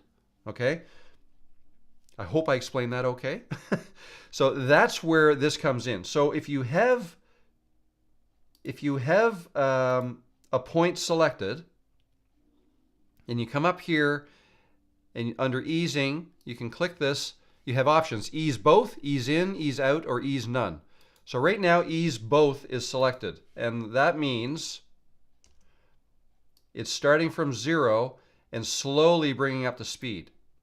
Okay, if I change that to ease none, if there's no easing, you'll see what I mean by the jolty start. See that? it immediately went to the high speed. And now it slowed down here because it was easing in at this point. So if I turn easing off there as well, you'll get this.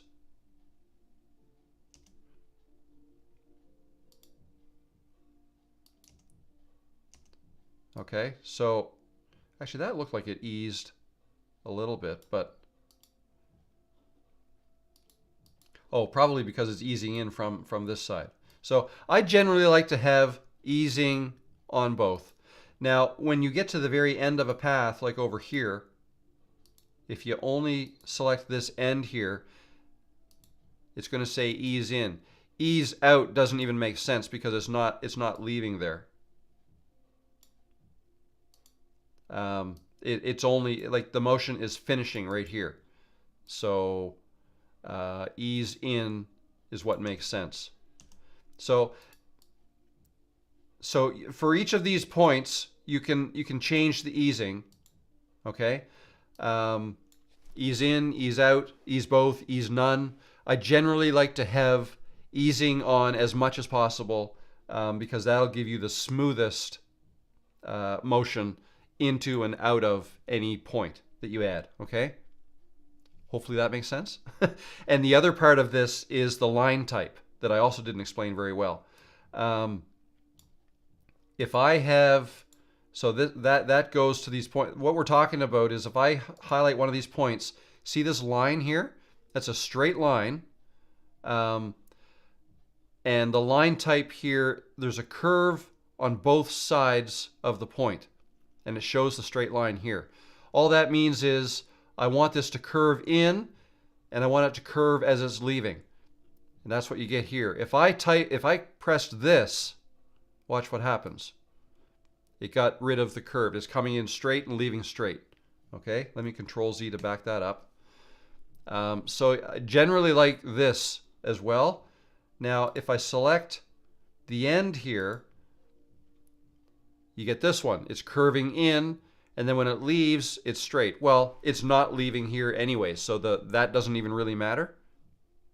Okay, does that make sense? And then these handles that you get, that's how you move these around to manipulate the curve.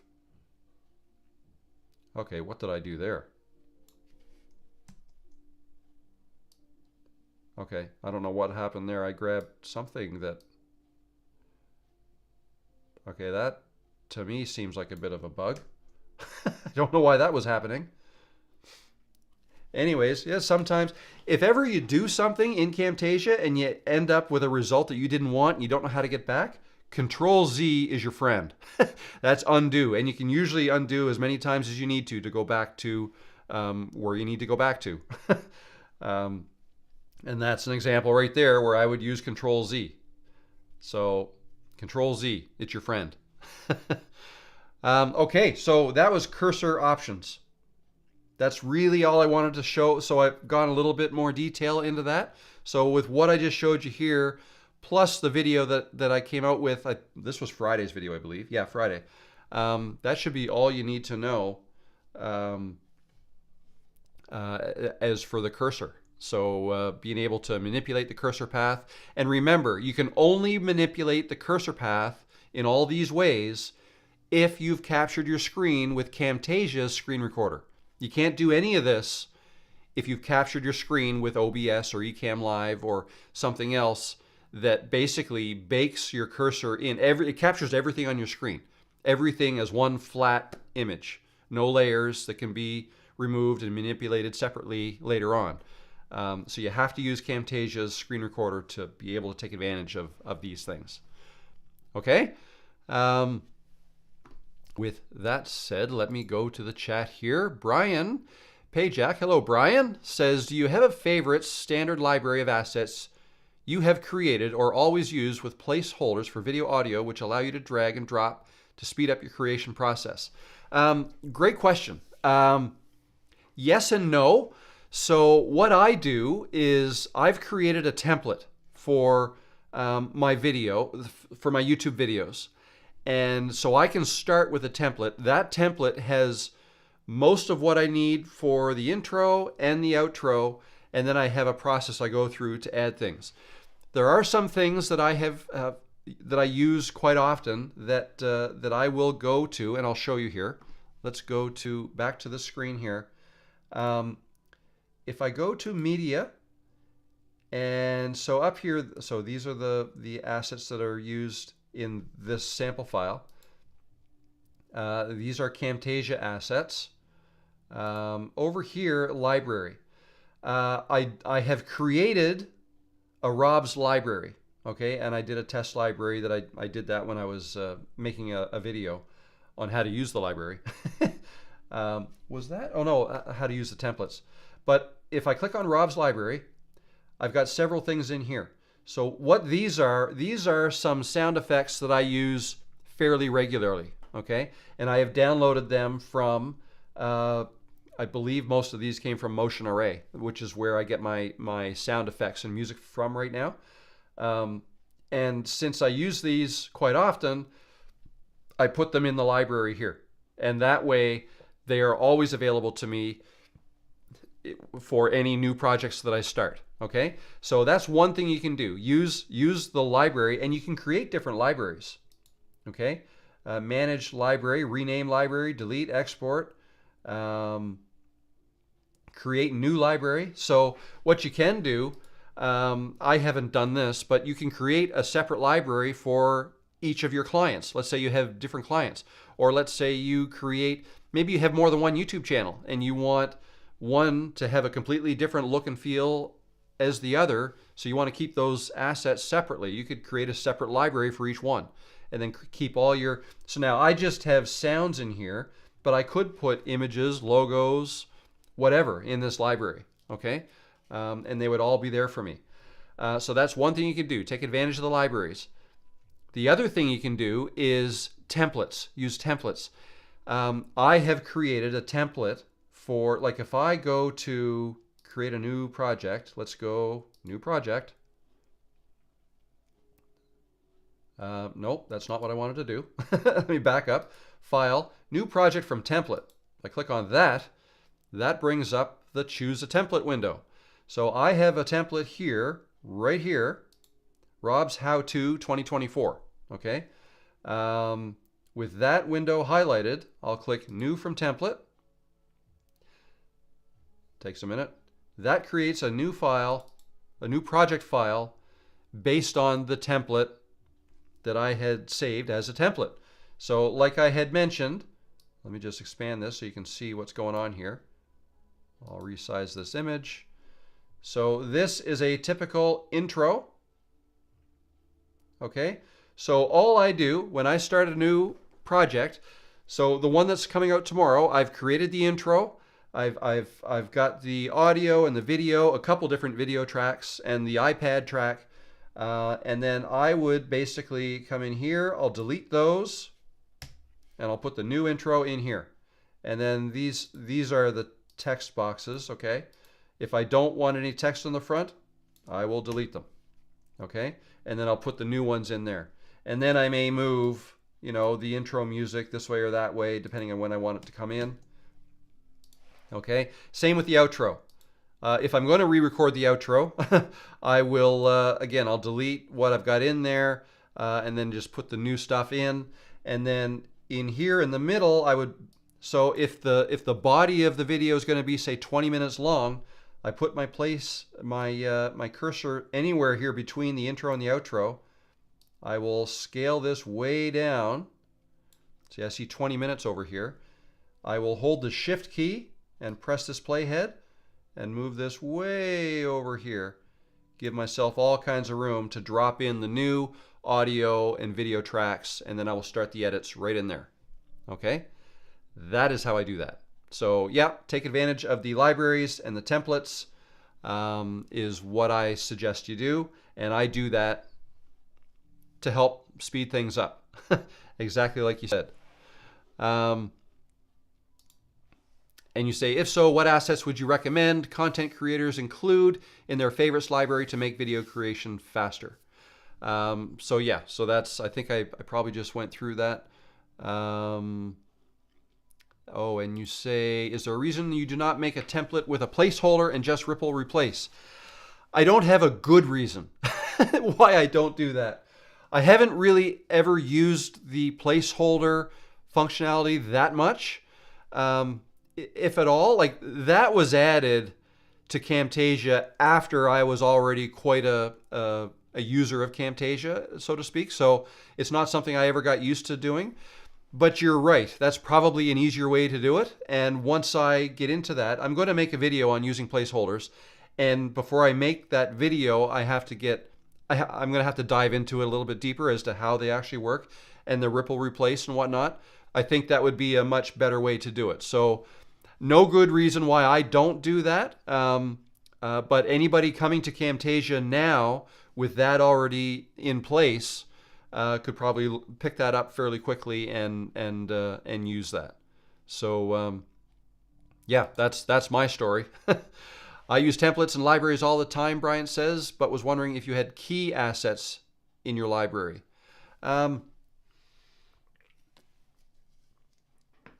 No, as I say, like, so far I've really only used the library for some custom sounds that I use. And my logo, I keep kind of in the template. So as time goes on, I will probably build. So again, library is also something that I haven't really used much in the past, aside from getting into it for the purposes of teaching you guys how to use it, right? So not something I have used in the past, but certainly a time saver. And where I see these things really being useful is if either you yourself make videos that are very similar every time. Let's say a series of videos that all have similar intros and endings and maybe similar lower thirds for your name and all that kind of stuff. If you have them saved either in the library or in a template, if it's the intro and the ending, I guess, probably in the library if it's something you could drop in anywhere in your video, like a sound effect, or titles, right? Things like that. Then yeah, libraries are perfect for that. And I haven't used them as much as I should, but they are certainly a time saver for sure. Or if you have clients you make videos for, that's a really good example. If you make a bunch of videos for yourself, but you also make videos for clients, those clients perhaps have a different look for all their videos, right? So you may want to create a separate template for your clients. You may want to create a separate library for them as well. And that's when themes is another thing, right? You could get into color themes. Maybe you have a certain color palette you always want to draw your colors from. So you would want to set up a theme for your videos, a theme for your clients' videos as well, right? So all things that are great for time saving that I in the past haven't taken that much advantage of, but should more so. But yeah, no, thanks. Great ideas. And thanks for bringing them to everybody else's attention too. Eric says, great session. Looking forward to your post tomorrow. I hope I have time to finish it. I'm sure I will. I've got, it's only 4 o'clock here tonight, and I usually get up pretty early in the morning. I will film myself, the body of that, tonight, and I'll probably get a good start on the edit, and I'll finish the edit in the morning, and I'll have that ready. I'll have that ready for you. So the last thing I had written down was create a thumbnail. And I had one more thing. One thing I did want to say that I did not address in last week's one. Somebody had asked me, how do you create a YouTube short in Camtasia? And I just wanted to quickly show you. Let me just get rid of this. I'm going to close this down, and I will close that down.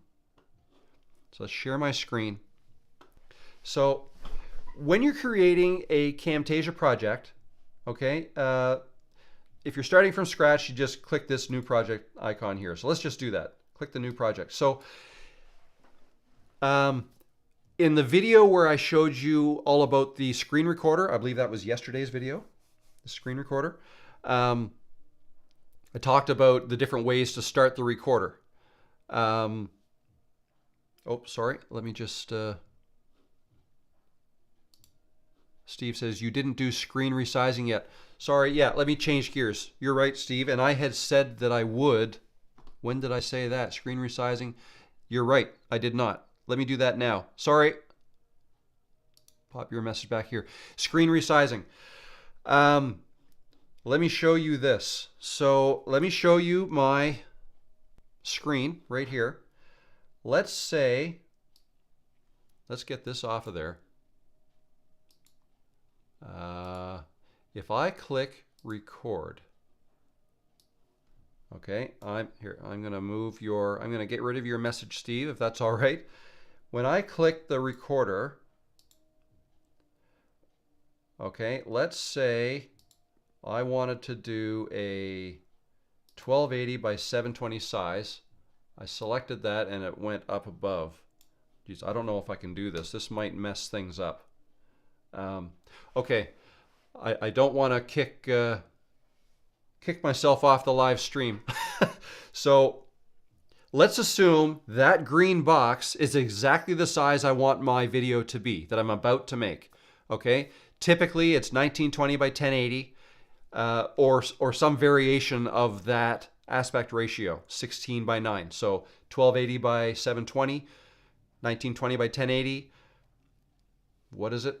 3840 by 2160, I think is what 4K is. Anyways, that aspect ratio, let's say that's what it is.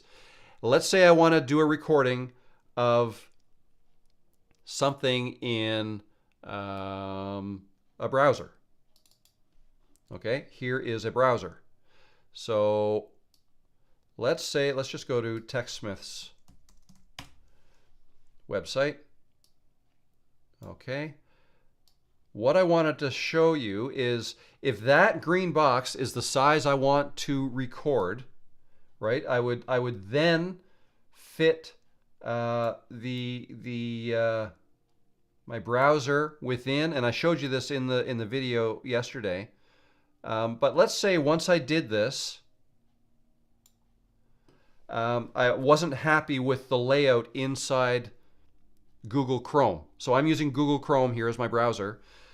All I meant by screen resizing is in Google Chrome, if you hold down Control and hit your plus or minus key, you see what that's doing? Minus, minus, minus, minus, minus, minus, minus. Okay? And if you look up here, it says that's now 67% of normal. It's a quick way to zoom in or zoom out of Camtasia, or sorry, of whatever website you're looking at through Chrome. Hold down Control or Command on a Mac and use the plus and minus key.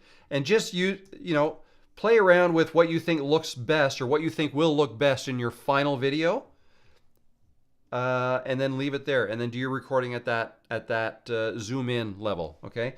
If I ever do that, so for example, let's say I wanted this. That just said 90%. So I've got my Google Chrome zoomed in at 90%.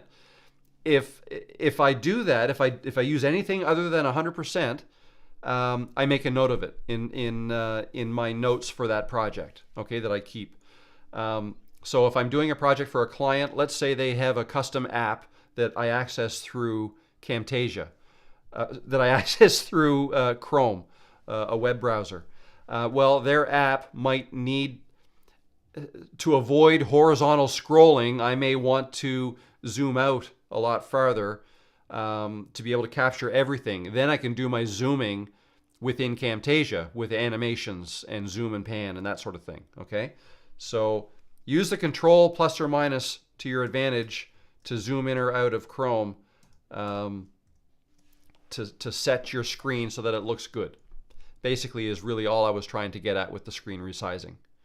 Okay, and I made a note of that because I did not bring that up in the video on Monday about the Camtasia recorder, so I wanted to kind of address that here. Okay, so I hope that helps somewhat. I'm going to stop this. Okay, so that brings me back here. Screen resizing, done. Sorry, Steve, I almost forgot that. Now, where was I though? I was about to do something. I was not going to do the create thumbnail today because we're kind of running a bit out of time, a little bit over time. But I'll try to do that next week. What I was going to do was just kind of show you. I can quickly show you how I do my thumbnails. I have gone over this in a previous live stream, but I use canva.com to do my thumbnails, and this is it here. So I usually keep all of my thumbnails in the same. Now at some point it's not going to want me to add anymore. I've got 31 pages now of thumbnails in this project file, and this is yesterday's video right here, the thumbnail I made for yesterday's video. And what I would do when I'm creating the video, the thumbnail for tomorrow's video, the next one, instead of starting from scratch, what I will typically do is click this plus icon here that says duplicate page, and it created another version here. Okay. Now there's some things that I may want to, change.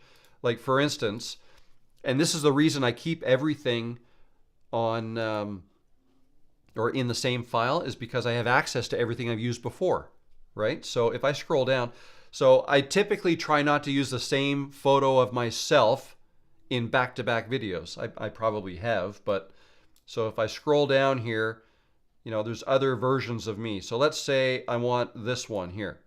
I can highlight it, Control C, so I've copied it. Let's come back up here. Let's delete that one and Control V to paste it. Oh, it went down there. So we can move it up here. What's going on here? Yeah, sometimes, let's see, if I save that, where did it go?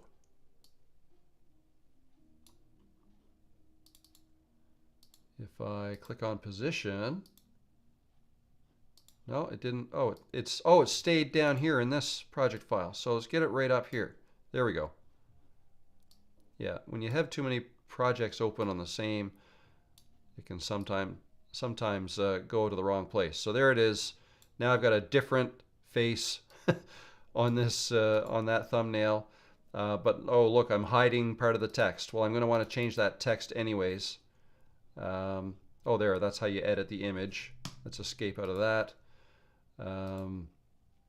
We can, if you have trouble selecting something on the thumbnail, what I typically do is click on position, and then you can grab anything here. So for example, well, first of all, I want to put myself here behind this text. Okay, so I'm going to click this and drag it down behind there. Okay, now I can select this here, or you can select things in here and just double click and change the text. What's tomorrow's, how to draw on video, right? Tomorrow's video is going to be draw on video, for example. And then I would probably delete the background image here. I actually had two background images. You can highlight it, delete, highlight it, delete. Oh, I'm doing the wrong one. This one here. There we go. Delete that. Delete that. There's kind of a blank slate now. So once I finish the video for tomorrow, I will look for a nice spot within the video that kind of shows the drawing probably. And I'll take a screenshot and then I'll bring that into Canva here. You can see the screenshots that I bring in, right? There are a whole bunch of poses I've done that I may use at some point in my thumbnails. And there's a screenshot from yesterday right here. And that screenshot was from the video. It wasn't a screenshot actually. It was a still image from the video I took from my camera. That's what I used this time. Whereas most of them are actual screenshots, like this one of the cursor path. That was kind of a combination of the background and then a screenshot with the hologram, right? So yeah. So if ever you guys want any more information on Canva and how I use it to make my thumbnails, let me know. I do have one Canva video that I've made that you can get to in my channel that kind of explains the process of making a thumbnail, but that's pretty much all I show in that. Anyway, it was several months ago, before I started making these 3 times a week is when I made that Canva video. Okay, so where are we? I think we're done. What do you think? I think that's probably a good place to stop. I've got a couple other questions I could address next time, but they're going to take, and I've got some notes written down. Subtitles, how to, Mac versus PC, and Camtasia Stream Deck. I'm going to do some research to see if we can get that Stream Deck integrated more tightly with Camtasia, because that would be cool if we can. I think we can. So anyways, for those who stuck around the whole time, thank you very much. I hope you got something out of this. This was fun. I love doing these. Today's was over 2 hours, so that's great. Next week we'll be back, same time. I'll be back and we'll go over the videos that I make between now and then. And that'll be the last video. Actually, I will ask this week when I have that special Zoom session about Camtasia 2024 what I'm allowed to talk about next week. And I may have some information that I can share next Tuesday when I come back about Camtasia 2024. If so, I will. If not, the following Tuesday for sure. That's when we're going to go and go through all the new features because it's released on that day. So yeah, tomorrow morning, look for the how to draw on your videos video. That'll come out tomorrow, probably 10 o'clock my time, 9 a.m. Eastern. And then who knows what I'm going to come up with for Friday. That'll be another video. And then Monday, of course, Balance Bellow says, thanks a lot for the lovely stream, sir. See you in the next live soon.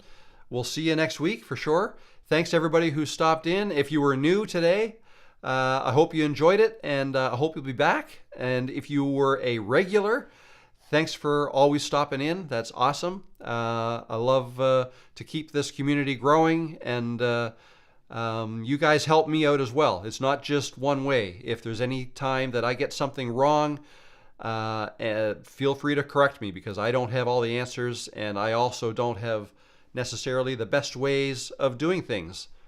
I have the way that I've done things, and that's what I've been kind of teaching. Brian says, thanks, Rob. Thank you, Brian, for stopping in. Good to see you.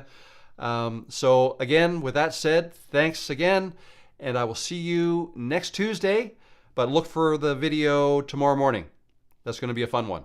All right. Thanks, guys.